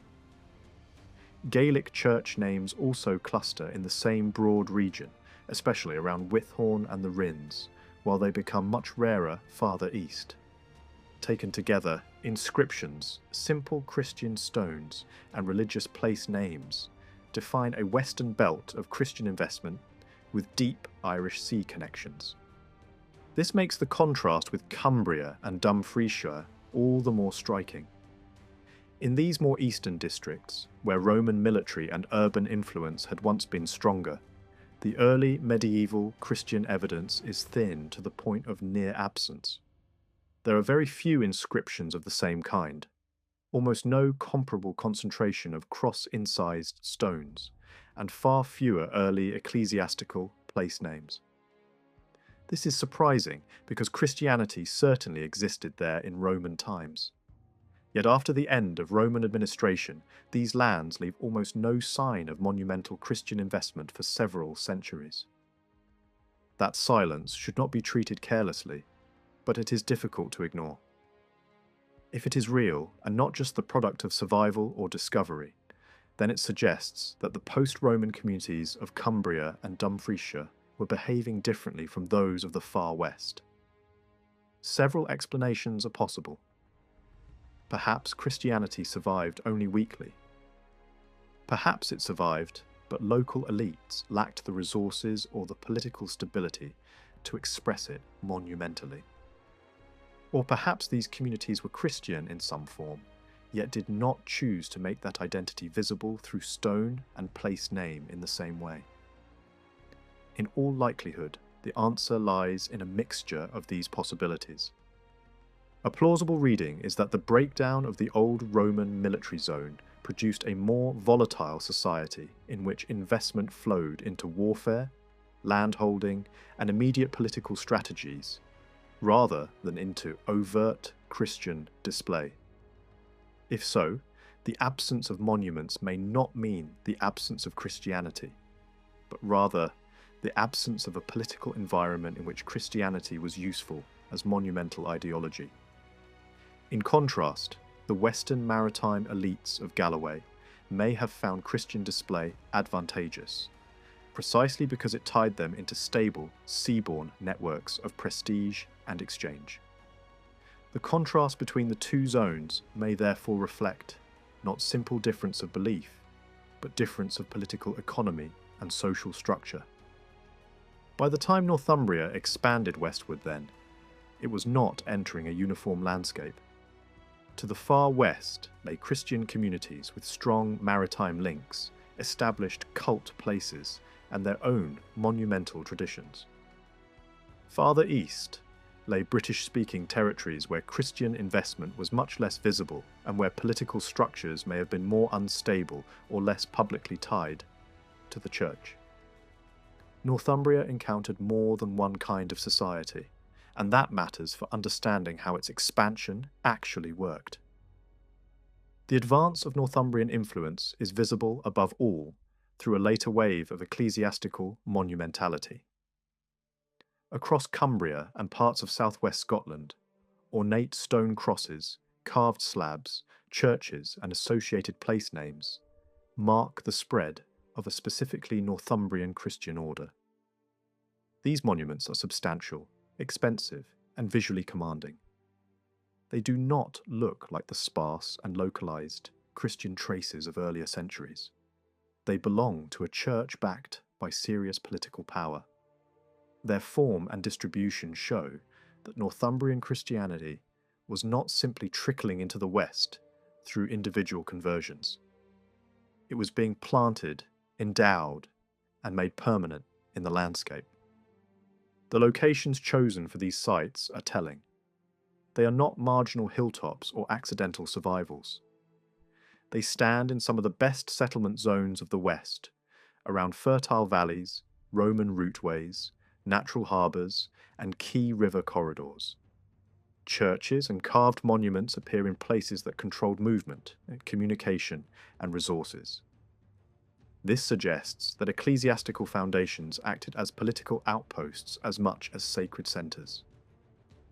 Granting land to churches and monastic communities was an effective way to take possession of newly acquired territory, especially if the recipients were tied into the wider Northumbrian ecclesiastical system.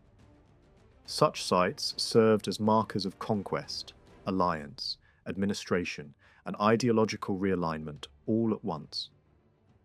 The connection with Roman sites is equally revealing. In several places, Northumbrian ecclesiastical centres cluster near former Roman forts or important Roman locations. This may have lent prestige and historical depth to the new Christian order, but it also helped present Northumbrian Christianity as heir to a more orthodox and more Roman form of authority than anything represented by local traditions. The church was not just expanding into the West, it was defining that expansion as legitimate and ordered. Place names suggest that this was not purely an elite takeover. Old English naming also spread through these same districts, especially along important routes and around strong agricultural zones. In some areas, favoured Northumbrian saints seem to have displaced older local cults, reinforcing the ideological transformation of the land. The result was a broad band of Northumbrian cultural and religious influence stretching across Cumbria and into parts of southwest Scotland. Yet even here the spread was not unlimited. The monumental distribution weakened sharply beyond the River Neath and becomes sparse west of the Cree. This matters because the written evidence often suggests Northumbrian control reaching all the way to Wythorn. Archaeology at Wythorn itself also shows major change in the 8th century, with new structures and a clearer eastward orientation. On the surface, that might seem to confirm a complete Northumbrian victory in the far west. But the monumental map tells a different story. Around Wythorn, the expected density of Northumbrian sculpture and church investment is simply not there. Northumbrian influence seems to have reached the centre, but not to have transformed the surrounding landscape in the same sweeping way seen farther east. That discrepancy is one of the most important clues in the whole story. It suggests that Northumbria's relationship with Wythorn and the far west was fundamentally different from its relationship with Cumbria and the Solway zone. In the east of the western frontier, Northumbrian power seems to have advanced by taking over, founding churches and marking territory with monuments. In the far west, influence appears more selective, more negotiated, and more dependent on existing local structures. This becomes even clearer when the later traditions of Wythorn are reconsidered. By the 8th century, the cult of St Ninian was being promoted strongly, and Wythorn was presented as an ancient and prestigious Christian centre within a Northumbrian framework. But the figure of Ninian may itself have been reworked, or even effectively recreated, within Northumbrian ecclesiastical writing. Earlier local devotion appears to have focused more strongly on another saintly tradition. If that is so, then the Northumbrian Church was not simply inheriting Wythorn's past. It was reshaping it. The production of hagiography and written prestige may therefore reveal more about Northumbrian ambitions than about complete political mastery on the ground. That is crucial. The lack of wider monumental investment around Wythorn, combined with the need to adapt local cult traditions into a Northumbrian form, suggests that the far west was not easily absorbed. The acceptance of a bishop at Wythorn may have marked ecclesiastical alliance, rather than direct conquest in the strongest sense. The local elite may have judged that the balance of power in Britain was shifting eastward and chosen to accommodate Northumbria through the church, without surrendering the surrounding region to full ideological transformation. In that reading, Wythorn did not simply fall. It negotiated. This makes the River Nith and the lands of Kirkcudbrightshire especially important. They seem to have formed a monumental frontier between two worlds. To the east, Northumbrian Christianity planted large sculptured crosses and ecclesiastical centres across the landscape. To the west, older Christian traditions and Irish sea connections remained stronger, and Northumbrian presence appears more concentrated and less secure. It is no accident that some of the most impressive sculptural monuments of the period stand close to this frontier. In such zones of competition and contact, ideological display had to be bold. Monumentality became strongest, not in the safe interior, but at the edge where different powers met. Seen this way, Northumbria's westward movement was not a single line of conquest, but a series of different encounters. Some British polities in the east were absorbed, reorganised, and marked with a new Christian infrastructure tied closely to Northumbrian authority. Farther west, other communities with older and stronger Christian traditions remained important enough to demand negotiation rather than simple takeover. The result was a frontier of varying political relationships, from direct ecclesiastical colonisation to selective alliance. Christianity was central to all of this, not because religion alone drove political change, but because it offered the perfect medium through which political alignment could be displayed. Churches, crosses, cults, bishops, and sacred names all helped to materialise power. They reveal a Western Britain that was never blank, never uniform, and never passive. They also reveal a Northumbria whose expansion was more complex than a simple march westward. It was a kingdom that could conquer, absorb, adapt, and negotiate, depending on the political landscape it encountered. The western frontier, then, should be understood not as a smooth zone of Anglian encroachment, but as a mosaic of responses. In some places, Northumbrian Christianity overwhelmed local traditions. In others, it coexisted uneasily with them. And in the far west, at sites like Wythorn, it may have secured prestige and influence without ever fully reshaping the surrounding world in its own image. That is what the monuments show most clearly. They are not just signs of faith. They are the visible map of power in a contested landscape. When Bede wrote in the early 8th century about the reign of King Edwin, he preserved a striking image of peace and authority. He claimed that under Edwin, a woman carrying her newborn child could travel safely from one sea to the other. That simple phrase carries enormous meaning. It suggests a Northumbrian realm imagined not just as an eastern kingdom rooted in the North Sea coast, but as a power whose reach stretched all the way to the Irish Sea. Yet for all the importance of that western dimension, the history of western Northumbria has often remained in the background. The eastern core of the kingdom, with its famous monasteries, royal sites, and political drama, has received far more attention. The lands to the west, roughly covering later Cheshire, Lancashire, Cumbria, and southwest Scotland, have too often been treated as a vague fringe. In reality, they were one of the most dynamic parts of the Northumbrian world. A better way to understand this western zone is not simply to ask where Northumbria ended on a map. Borders matter, but they do not tell the whole story. A frontier is more than a line. It is a space of movement, encounter, pressure, adaptation, and negotiation. It is a zone where people meet, resist, settle, trade, imitate, and redefine themselves.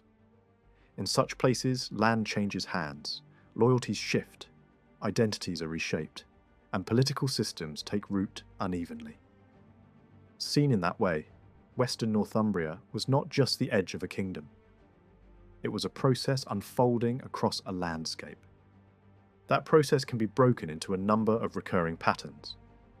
One is the arrival or movement of new groups into an existing population.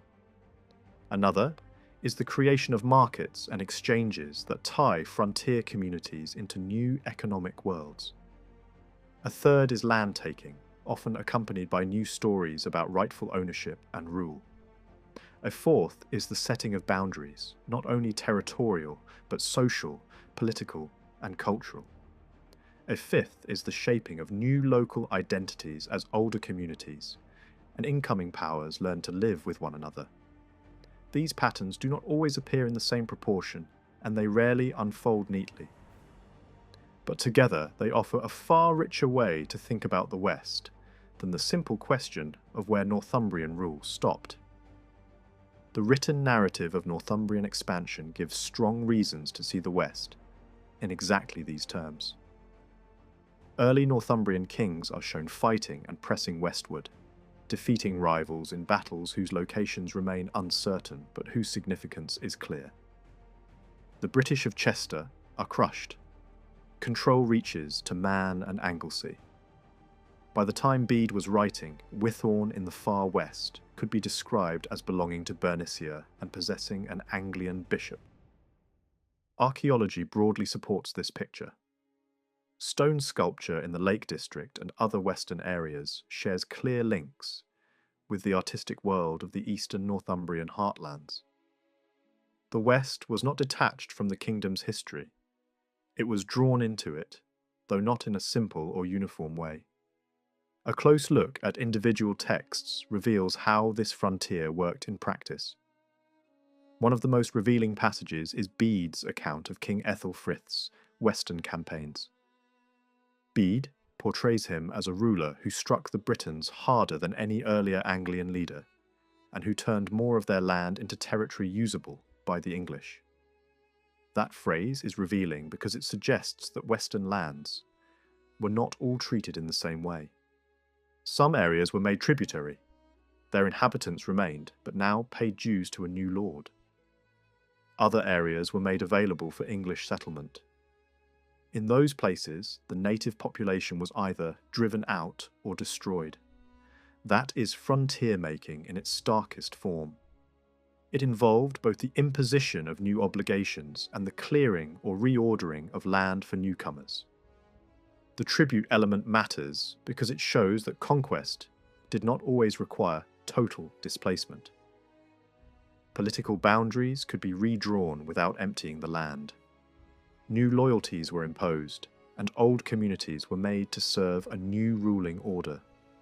The implication is that Western Northumbria contained different kinds of conquered territory.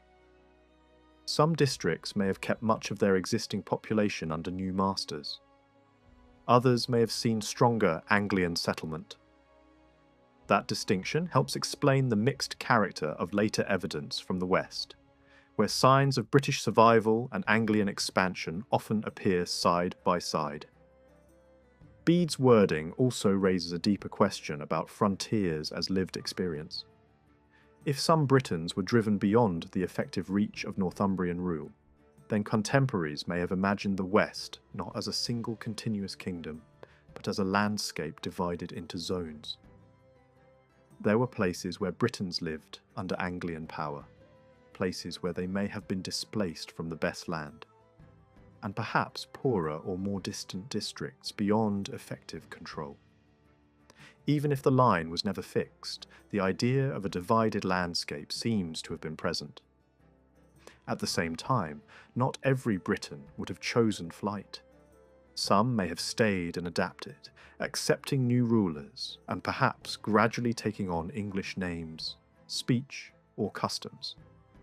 A frontier like this was not only a place of expulsion, it was also a place where identities could change. Another powerful glimpse into this world comes from the life of Wilfrid. His story is especially useful because it does not just speak of war.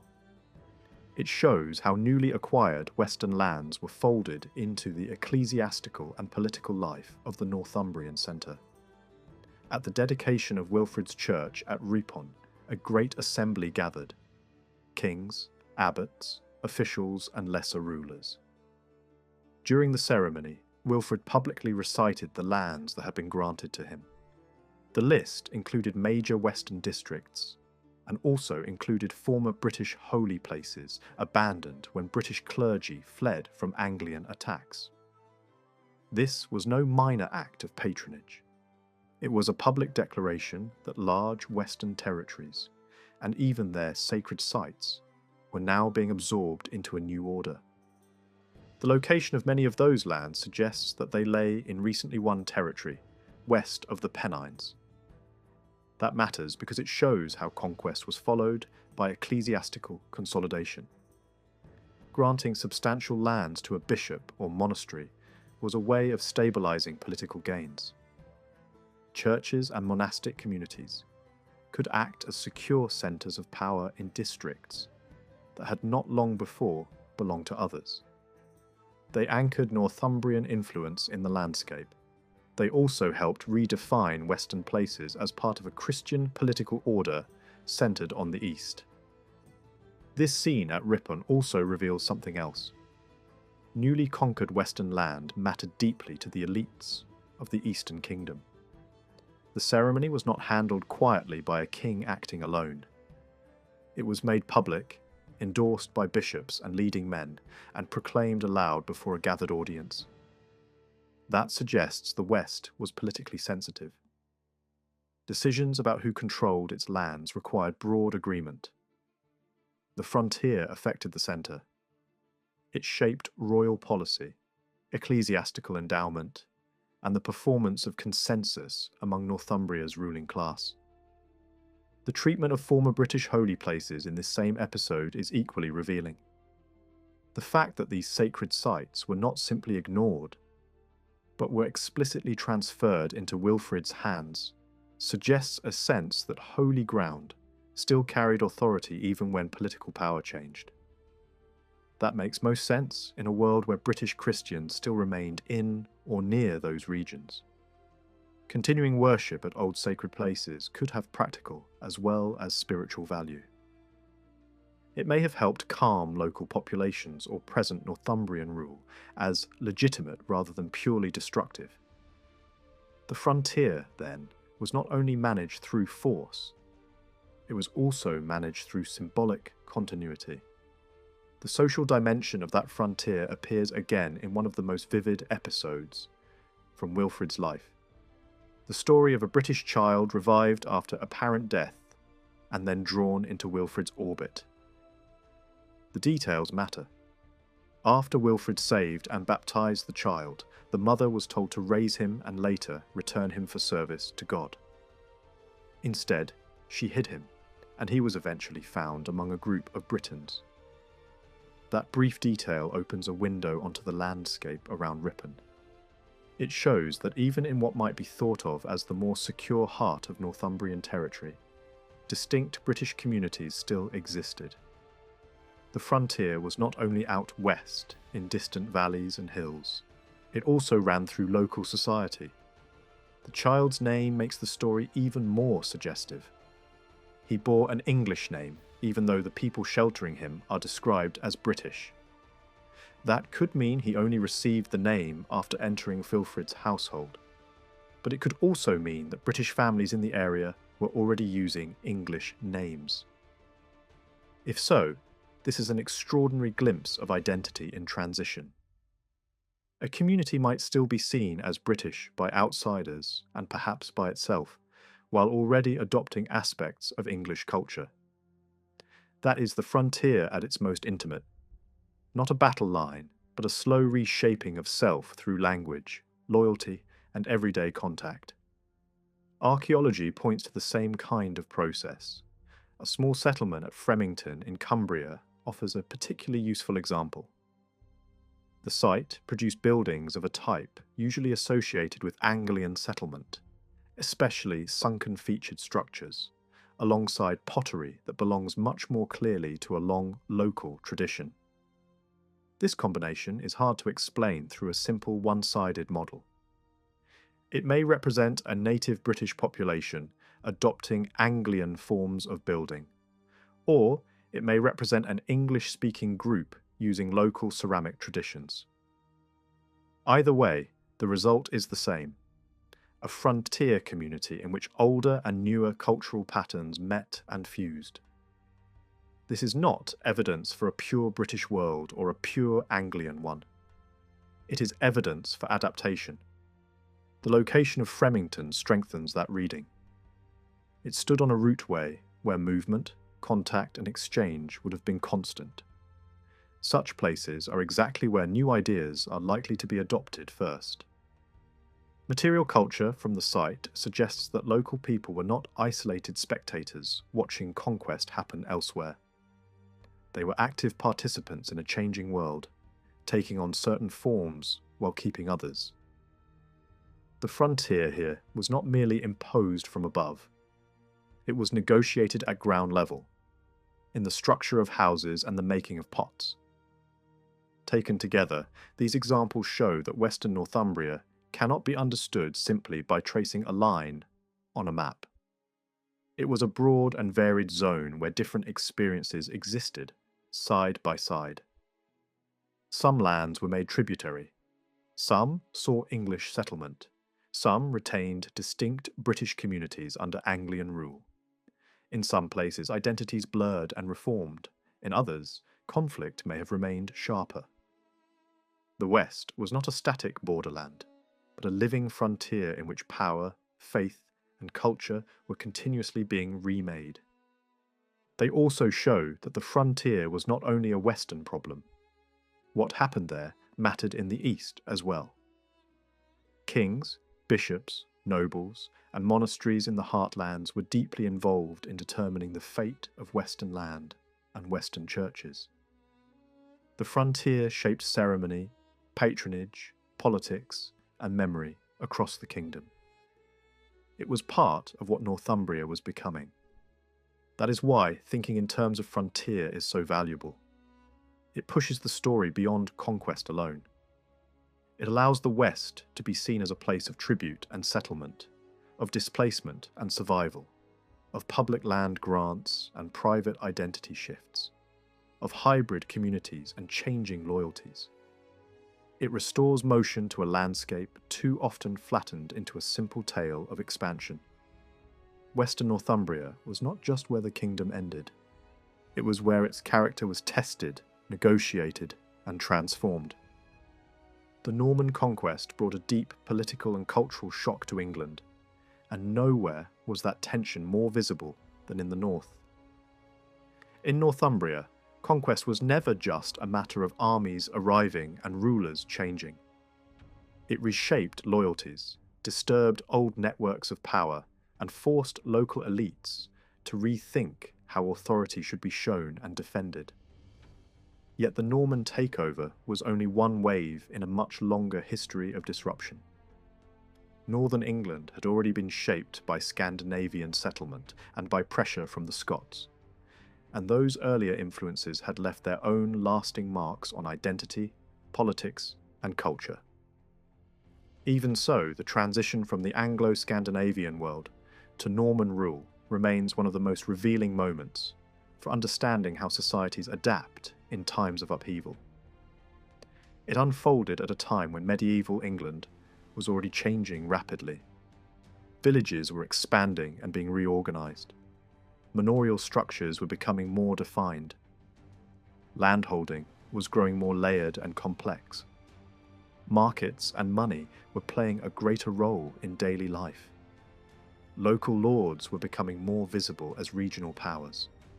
The conquest did not create these developments from nothing, but it did intensify them, redirect them, and place them inside a new struggle over power and belonging. At the same time, the religious landscape was also changing.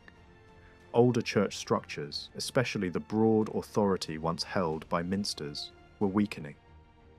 In their place, more local churches were being founded, supported, and controlled by secular patrons. This shift had major consequences. It encouraged the spread of churches tied more closely to local estates and local families. It also helped drive the rebuilding of earlier wooden churches in stone and increased the use of churchyards for burial and memorial display. Stone monuments for the dead became more common, especially among the secular elite, who were increasingly interested in marking not just their faith but also their social place. None of these developments began with the Normans, yet all of them were affected by the conquest. In Northumbria, the old and the new did not simply replace one another. Instead, local elites used these changes to negotiate status, allegiance, and identity in a world that had become uncertain. This is where material culture becomes especially important. Buildings, monuments, churchyards, and carved stones were not passive remains left behind by history. They were active tools in shaping social life.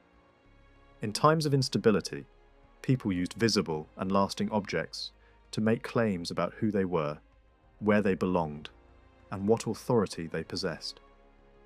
Local churches became one of the most important stages for this kind of display. Their walls, towers, doorways, grave slabs, and burial grounds all carried meaning.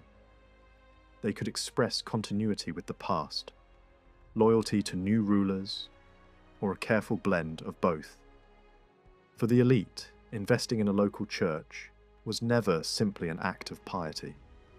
It was also a political choice. It was a way of making power visible in the very communities where that power had to be recognized every day. Any attempt to understand this process in the north must begin with the fact that Northumbria was not a single, unified bloc. The people of the north often saw themselves as distinct from the rest of England, but the region itself contained internal divisions that remained important long after earlier kingdoms had disappeared. Old political boundaries still mattered. The lands associated with St Cuthbert carried their own weight. The territory connected to Bamberg had a different history and identity from York and its surrounding districts. Yorkshire, County Durham, and Northumberland shared broad northern characteristics, but their economic structures, church organisation, and patterns of lordship could differ sharply. That means the impact of the Norman conquest was never identical across the region. It was filtered through local histories, older traditions, and the existing balance of power in each area. Religious history also varied from county to county. Durham and Northumberland had inherited a particularly rich Anglian monastic past. Their great early monasteries became famous long before York emerged as a leading monastic centre. This difference can still be seen in the surviving sculpture of the region. In the northern counties, a much larger share of pre-conquest stonework belongs to the earlier Anglian age, while in Yorkshire the surviving material is far more shaped by later Scandinavian influence. That contrast matters. Scandinavian settlement appears to have left a deeper cultural and political mark in Yorkshire and in the Tees Valley than it did in the far north.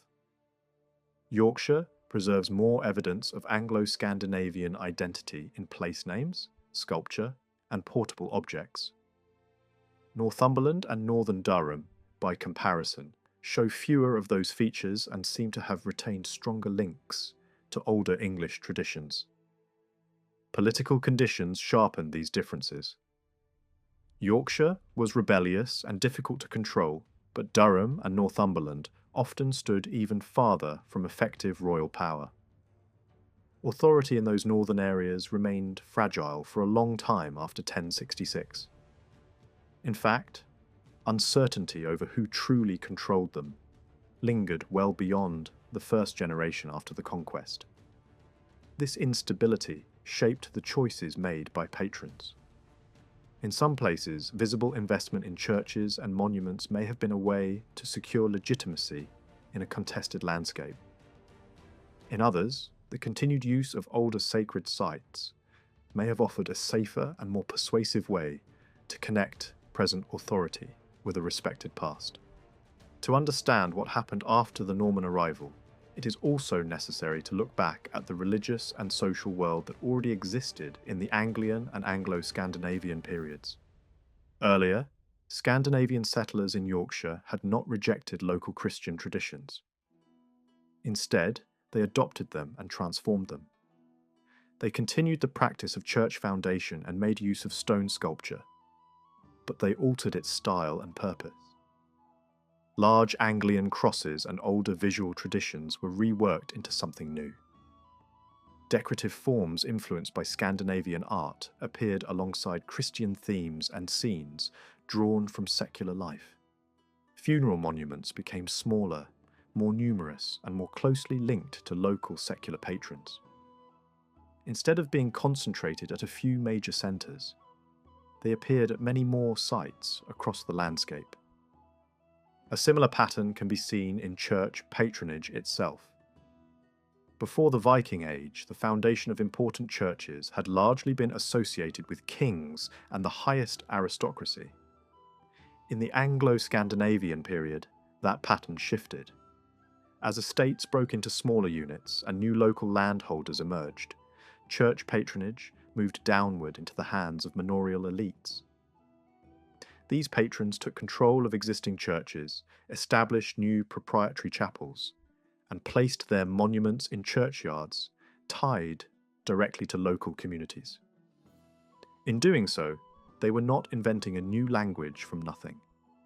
They were taking an older language of authority and adapting it to new needs. Churches and carved stones became ways to declare wealth, rank, local lordship, and cultural belonging. They spoke both to the population living under new rulers and to rival elites competing for standing.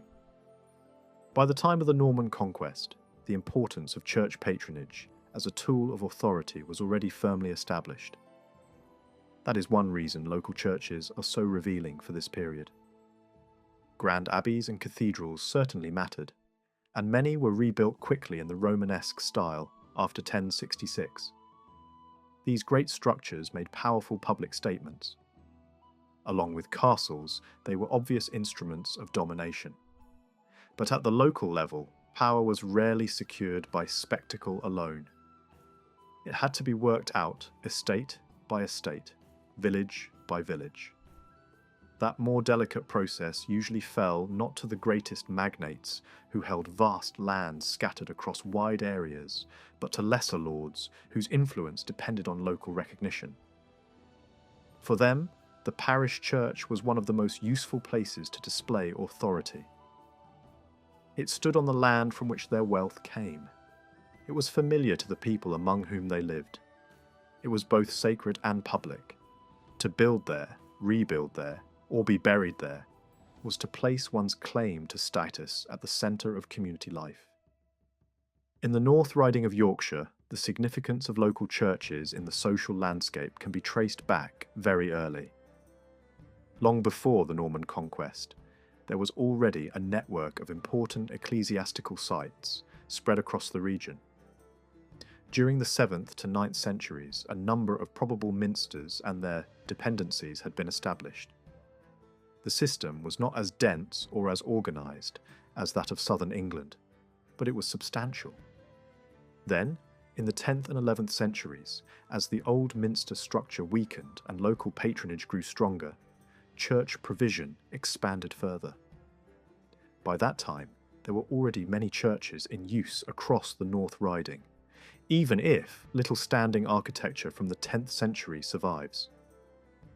Funeral monuments from the late 9th and 10th centuries appear at dozens of sites, showing that Christian worship and burial were taking place on a wide scale.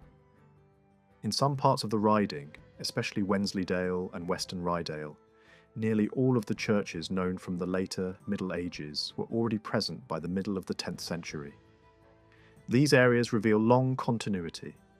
Sites with early churches often remained centres of patronage for centuries, attracting new building, new monuments, and renewed investment again and again. A place with a visible ecclesiastical past could draw later patrons, precisely because that past carried prestige. When architectural remains, stone monuments and later written evidence are considered together, a large portion of the North Riding's medieval church network seems to have been in place by around 1100. Most of the parish churches that would later define the region already existed, though many smaller chapels probably remain invisible because they left fewer traces.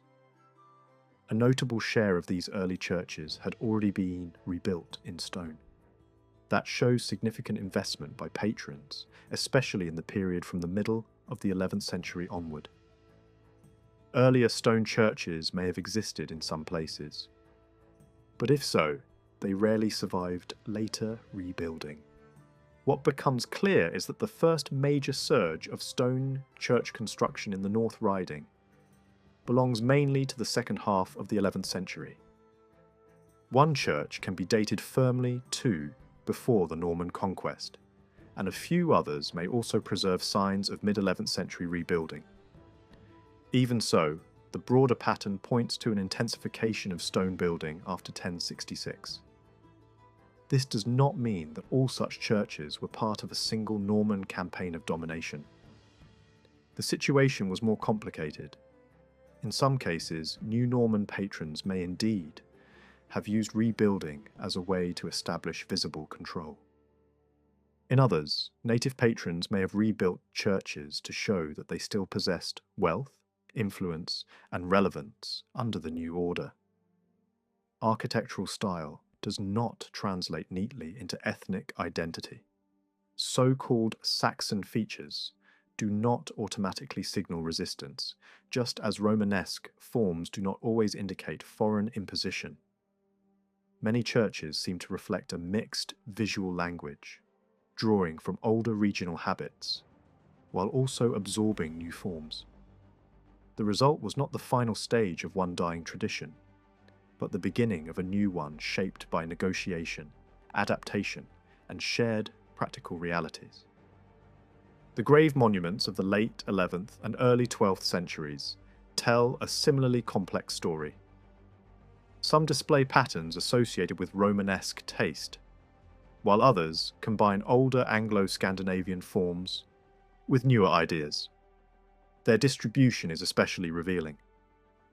Unlike stone architecture, which is concentrated in better connected and more populous parts of the North Riding, these monuments appear more often in remote and politically marginal areas. In the northern and western reaches of Yorkshire, full-scale rebuilding may have been harder to achieve. Authority was less secure there, resources may have been thinner, and skilled labour may not have been as easily available.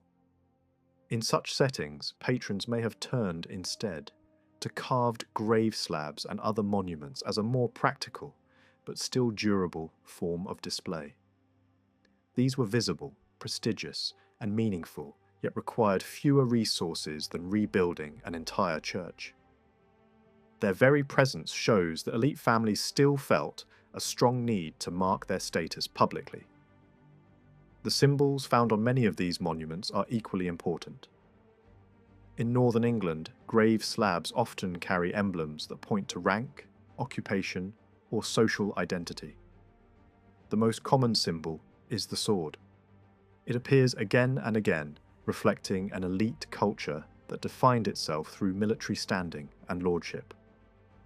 Other emblems represent women, likely members of elite households, and some indicate clerical status. Together, these symbols suggest a relatively narrow class of patrons, people wealthy enough to afford stone memorials, but also deeply invested in local churches rather than major monastic centres. For such patrons, the parish church offered the ideal setting. It was permanent, familiar, and highly visible. It stood within the estate where power was exercised daily. To be associated with it in life and death was to root authority in the local landscape. This evidence also challenges the older image of the post-conquest North as a land reduced to emptiness and ruin. The later 11th century in the North Riding does not look like a social wasteland.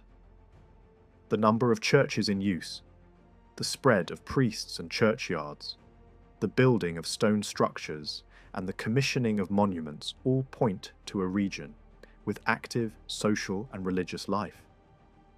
Even if some areas were poorer than parts of southern England, the local elite clearly remained engaged, competitive, and capable of investment. They were not passive survivors in a broken land. They were participants in larger national trends, and in some cases they pursued those trends with striking intensity. That intensity did not fade quickly. In fact, the 12th century brought an even greater wave of church patronage. By then, most parish churches in the North Riding were not only in existence but undergoing building or rebuilding. Multiple phases of construction became common. Churches were altered, enlarged, and renewed again and again.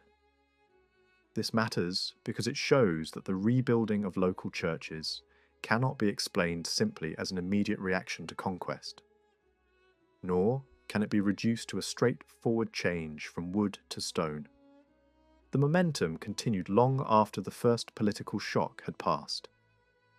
By the early 12th century, many of the main administrative and political consequences of the conquest had already taken shape, yet patronage did not slow down.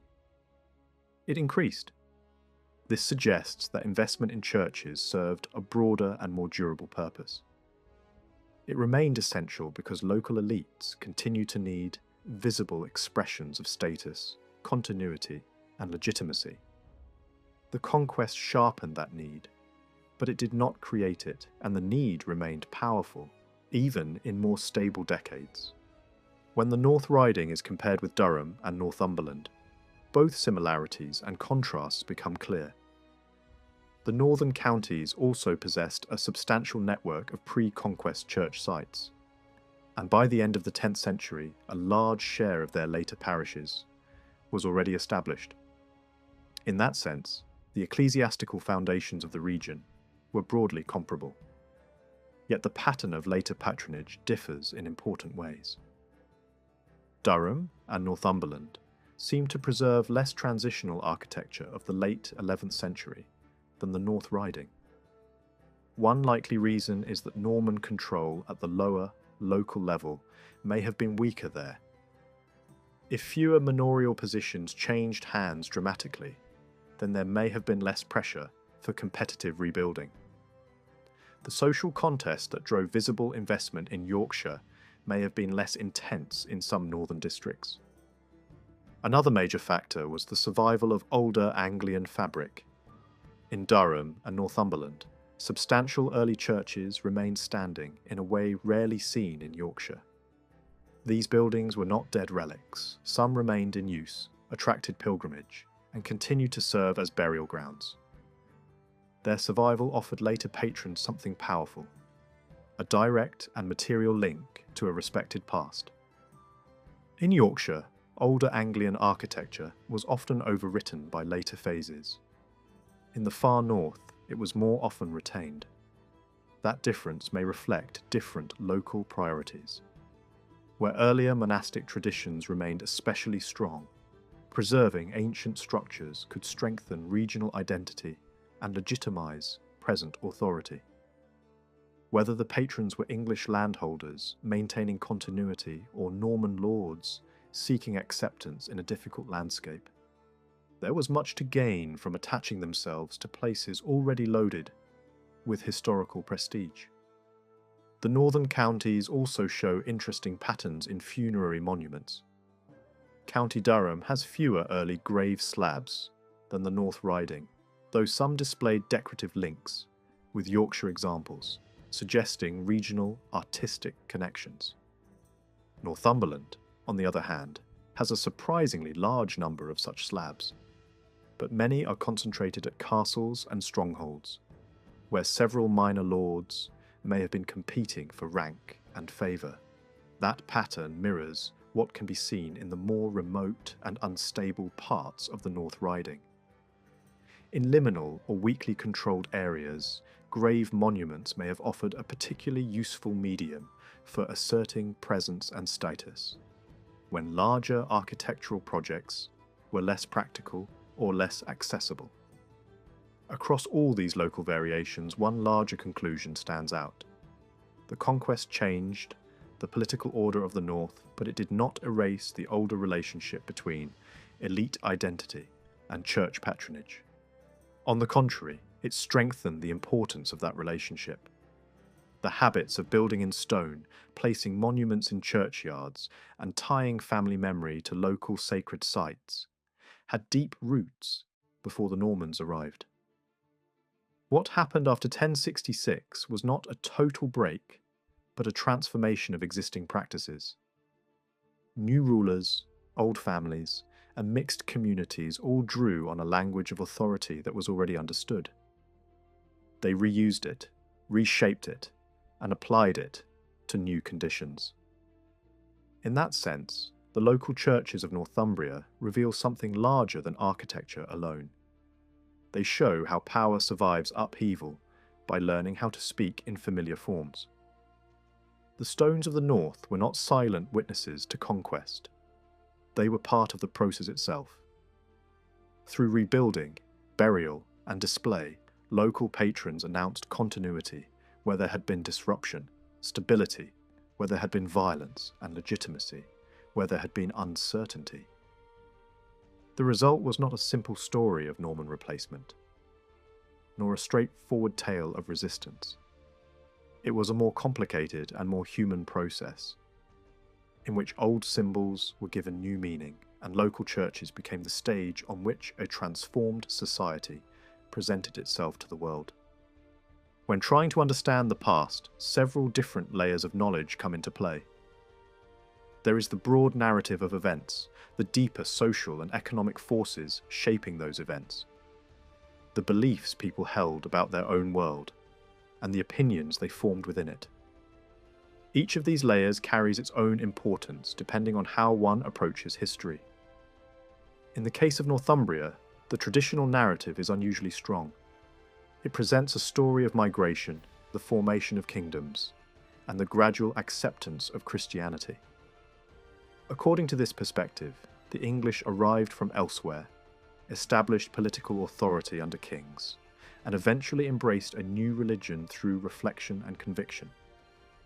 This account has shaped historical understanding for centuries and was preserved with great care, suggesting that it was not simply invented for later audiences but sincerely believed by those who recorded it. Yet when the physical evidence of the past is examined, this narrative becomes less certain. Archaeology does not always confirm a clear pattern of migration or neatly defined cultural zones. Kingship, often assumed to be a stable institution, may instead have emerged gradually and unevenly.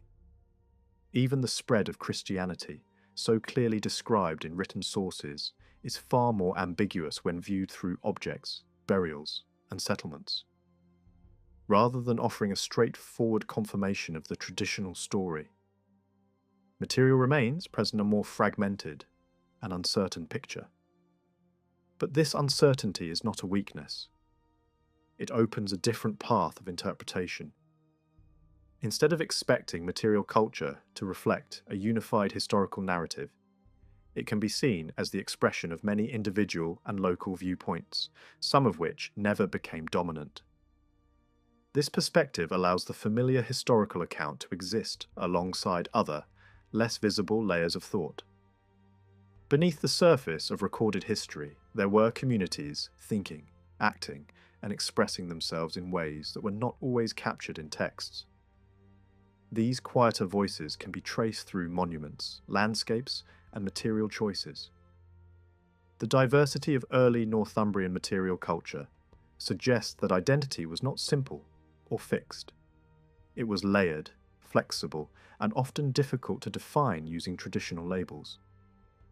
Terms such as Christian, Anglian, or British do not always match what is visible in the archaeological record. This raises an important question.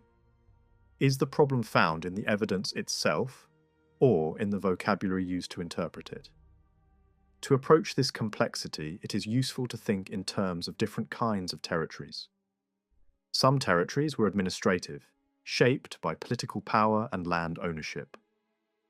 These included kingdoms, estates, and church districts, and they became more clearly defined as political systems developed. But these boundaries may also have drawn on older landscapes, rooted in much earlier traditions. Some regions appear to preserve echoes of territories that existed long before medieval kingdoms were formed, suggesting that memory and inherited geography played a role alongside political organisation. Beyond these visible structures lies another, less obvious layer: intellectual territory. This is not defined by borders or rulers, but by shared ways of thinking. It can be approached through monuments, structures and objects that required effort and intention to create, and that were meant to communicate meaning. These include burials, carved stones, buildings, and manuscripts. Such monuments were not neutral. They were designed to express ideas, beliefs, and affiliations. When their patterns are mapped across the landscape, they do not form a single unified system. Instead, they appear as a patchwork reflecting different communities that thought in different ways, even when they shared access to similar knowledge and influences. The creators of these monuments drew from many sources. Their ideas were shaped by local traditions, wider cultural connections, religious influences, and imaginative interpretations of the past. The result was not confusion, but creativity. Their choices reveal a willingness to combine influences in new ways. Rather than seeing this as disorder, it can be understood as evidence of independent thinking. The challenge, then, is to understand why these differences exist. Are they driven by ancestry, geography, migration, belief, or a combination of all these factors? The answer is not simple, but the question itself opens a path toward deeper understanding. Burial practices provide one of the clearest examples of this diversity. Detailed studies have shown that no two cemeteries followed exactly the same patterns. Even within a single region, burial customs varied widely.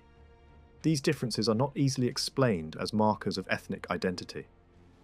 Instead, they seem to represent choices made by communities or individuals.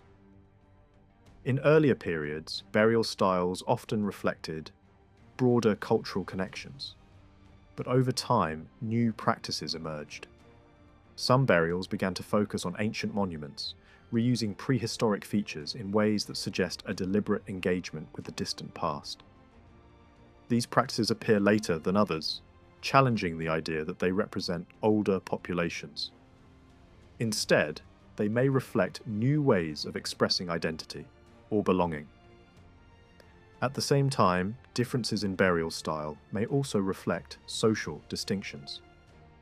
Some graves contain objects that suggest wealth, status, and connections to wider cultural traditions. These burials may represent individuals seeking to associate themselves with elite identity and with broader political or religious developments. Other burials, simpler and more localized, may reflect communities with different priorities. In this way, burial practices can reveal not just identity, but also hierarchy and social ambition. There are also subtle signs that different groups within society may have pursued different agendas. Some burial patterns, particularly those involving high-status objects, appear more frequently in female graves. These objects often originate from religious or sacred contexts, and may have been reused in new ways. This suggests that women may have played a distinct role in shaping cultural expression, possibly engaging with religious ideas differently from men. Such patterns hint at a more complex social landscape than traditional narratives suggest. Not all individuals were buried in these ways. Some were laid to rest in emerging monastic communities, where burial followed different rules and carried different meanings. This adds another layer of complexity. Burial practices were not only about identity, but also about belief, ideology, and alignment with particular institutions. The choices made in burial reflect the intentions of those arranging it, and these intentions could be shaped by politics as much as by tradition. The variation becomes even more revealing when burial practices are compared with other forms of monument building. In some areas, prehistoric monuments were reused and reinterpreted, while in others, new forms of expression dominated. Certain regions show a strong preference for linking the present with ancient landscapes, while others emphasize new artistic traditions, such as carved stone sculpture. These differences suggest that communities within the same broader region were following distinct cultural paths. Stone sculpture offers another window into this diversity. Early examples can often be grouped into regional styles, each associated with particular centres. Different communities developed their own motifs and artistic traditions, which sometimes spread and mixed as connections between regions increased. Over time, these traditions evolved, reflecting changing social and political conditions. The shift toward more widespread and locally produced sculpture suggests a movement away from centralized control and toward a more fragmented landscape of patronage. Manuscripts provide yet another perspective. These highly elaborate works required immense resources to produce and represent a different level of investment. Some manuscripts emphasize connections to distant cultural centers, drawing on classical traditions and presenting themselves as part of a wider intellectual world. Others display richly local artistic styles, incorporating motifs that reflect regional identity. The contrast between these approaches shows that even within the same religious framework, different communities could interpret and express their beliefs in very different ways.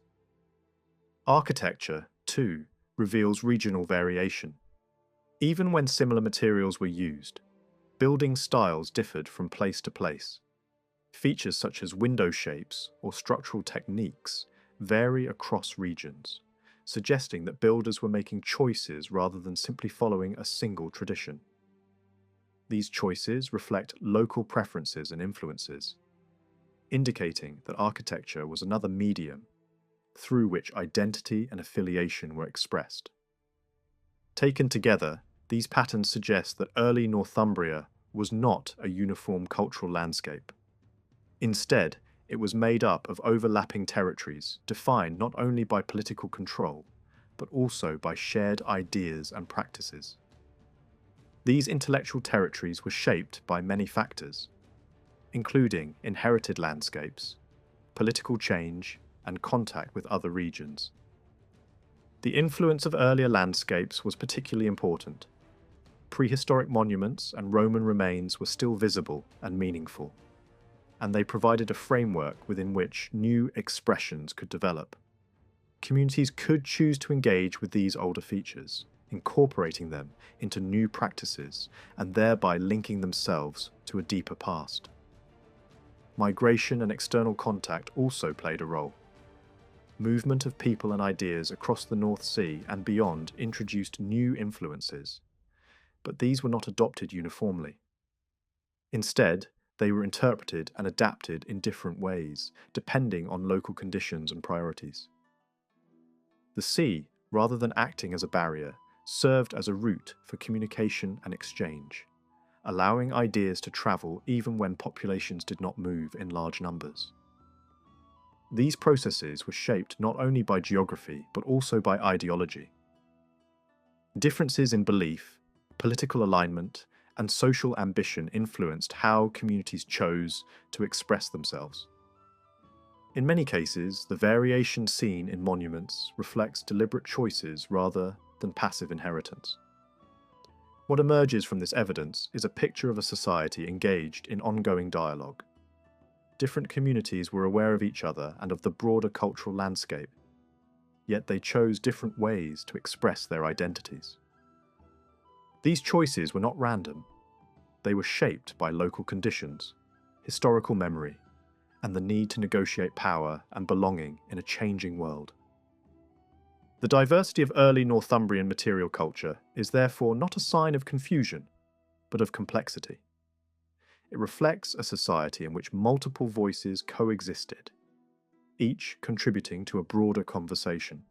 Understanding this conversation requires moving beyond simple categories and recognizing the subtle and varied ways in which people engaged with their past, their environment, and each other.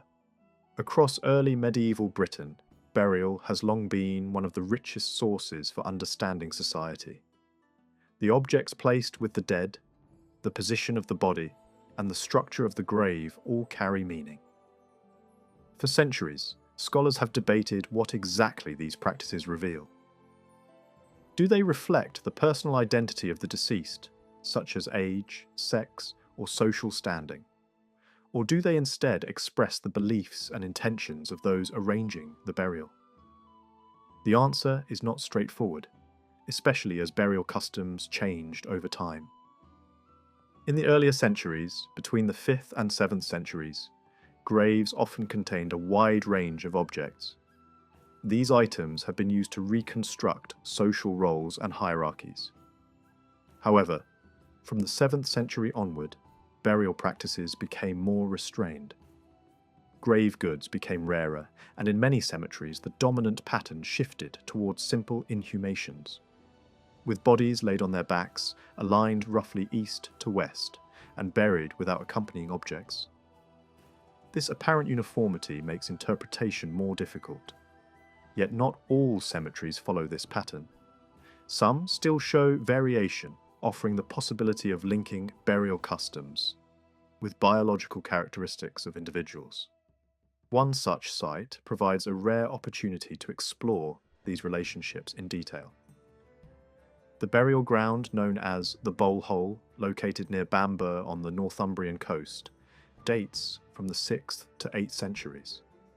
It preserves a wide range of burial types, alongside well-preserved human remains. This combination allows burial practices to be examined alongside biological evidence, such as age, sex, and signs of physical activity, preserved in the skeleton. Understanding social differences in early medieval communities relies on multiple sources. Graves are one of the most important, but they must be considered alongside settlement evidence and written material. Burial customs developed a kind of shared language over time.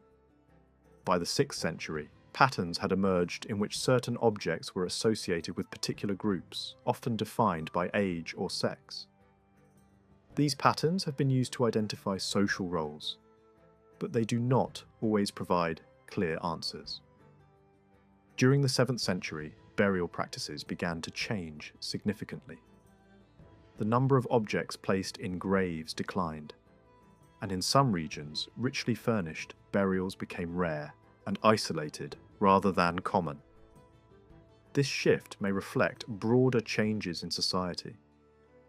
Communities may have become more structured and hierarchical, with status less openly displayed in death.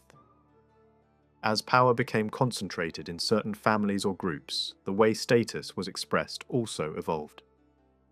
Skeletal evidence offers another way to approach these questions. Human remains can reveal details about age, sex, health, and physical activity. Although these methods are not always precise, they provide valuable insights into the lives of individuals. By comparing skeletal evidence with burial practices, it becomes possible to explore how biological and social identities intersect. Physical activity in particular leaves traces on the skeleton. Repetitive movements, heavy labour, and long-term strain can alter bones and joints. These changes include joint wear, muscle attachment development, spinal stress, and asymmetry between limbs. Such features can suggest patterns of daily activity, although they must be interpreted carefully, as they can also result from age or illness. The burial ground at Bamburgh offers an unusually clear view of these patterns. Situated near a prominent coastal stronghold, the site contains hundreds of burials, many of which are well preserved. Excavations have revealed a large and varied population, including men, women, and children of different ages. The demographic profile appears typical for the period, but with a notable number of older individuals, suggesting relatively good survival into later life. The physical characteristics of the population provide further clues. Average height was comparable to other early medieval communities, though women at Bamburgh appear slightly taller than average. This may indicate relatively good nutrition during childhood. At the same time, evidence of childhood stress, such as defects in tooth enamel and changes in the bones around the eyes, appears frequently. This suggests that many individuals experience periods of illness or malnutrition early in life, even if they survived into adulthood. In contrast, serious infections are rare, and most injuries appear to have healed well. Fractures are generally consistent with accidents rather than violence. Only a small number of individuals show clear signs of weapon-related injuries. This pattern suggests that while conflict was present, it was not a dominant feature of everyday life for most people in this community. Dental health, however, presents a different picture. Tooth decay, plaque buildup, and tooth loss are all extremely common. These conditions appear at much higher rates than in many comparable sites. This likely reflects differences in diet, possibly including higher consumption of sugars or refined carbohydrates. Such dietary patterns may be linked to status, access to resources, or local economic conditions. Burial practices at the site are varied. Some individuals were placed in graves lined with stone slabs, while others were buried in simple earth-cut graves. Body positions differ as well, with some laid on their backs and others on their sides or even face down. Orientations also vary, though most follow a general east-west alignment. Grave goods are relatively limited but still present in certain burials. These include items such as knives, buckles, combs, and small personal objects. Animal bones are also frequently found, sometimes carefully placed, within the grave. Based on these patterns, burials can be grouped into categories ranging from those with no objects at all to those containing multiple items. Most individuals were buried without any accompanying objects. Others were buried with a single item, often an animal bone or similar object. A smaller number were buried with several animal remains, while another group included individuals with multiple metal objects. These categories reveal patterns linked to sex and age. For example, burials containing multiple animal bones are exclusively male, while those with metal objects are more often associated with women. Age also appears to influence burial practice. Older individuals are more likely to be buried with objects, particularly animal remains or metal items. This suggests that status or recognition within the community may have increased with age. Younger individuals, by contrast, are more commonly found in simpler graves. When skeletal evidence is compared across these groups, clear differences emerge. One group in particular stands out: adult males buried with multiple animal bones. These individuals show distinct patterns of physical stress in their skeletons. Their upper limbs display signs of repeated and intensive use, especially in movements involving the arms and hands. At the same time, their lower limbs show fewer signs of wear, suggesting a specific pattern of activity rather than general labour. The distribution of these skeletal changes suggests activities involving repeated arm movements, possibly related to training, tool use, or other specialised tasks.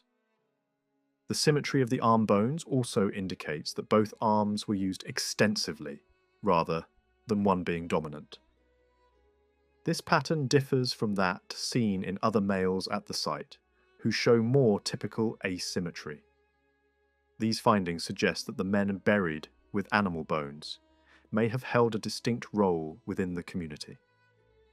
Their physical activity patterns indicate sustained and possibly specialised training from a young age. Similar patterns have been observed in individuals associated with weapon use at other sites, although direct evidence of weapons is absent here. This raises an important possibility.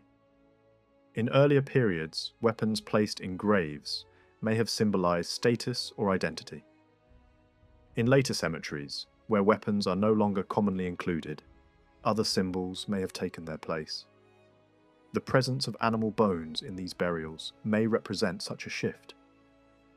The meaning of these animal remains is open to interpretation. They may be linked to food offerings, ritual practices, or symbolic associations. One strong possibility is that they relate to feasting. Feasting played a central role in early medieval society, reinforcing social bonds and demonstrating status. The inclusion of animal remains in graves may reflect participation in such practices, symbolising the individual's role within a network of exchange and loyalty.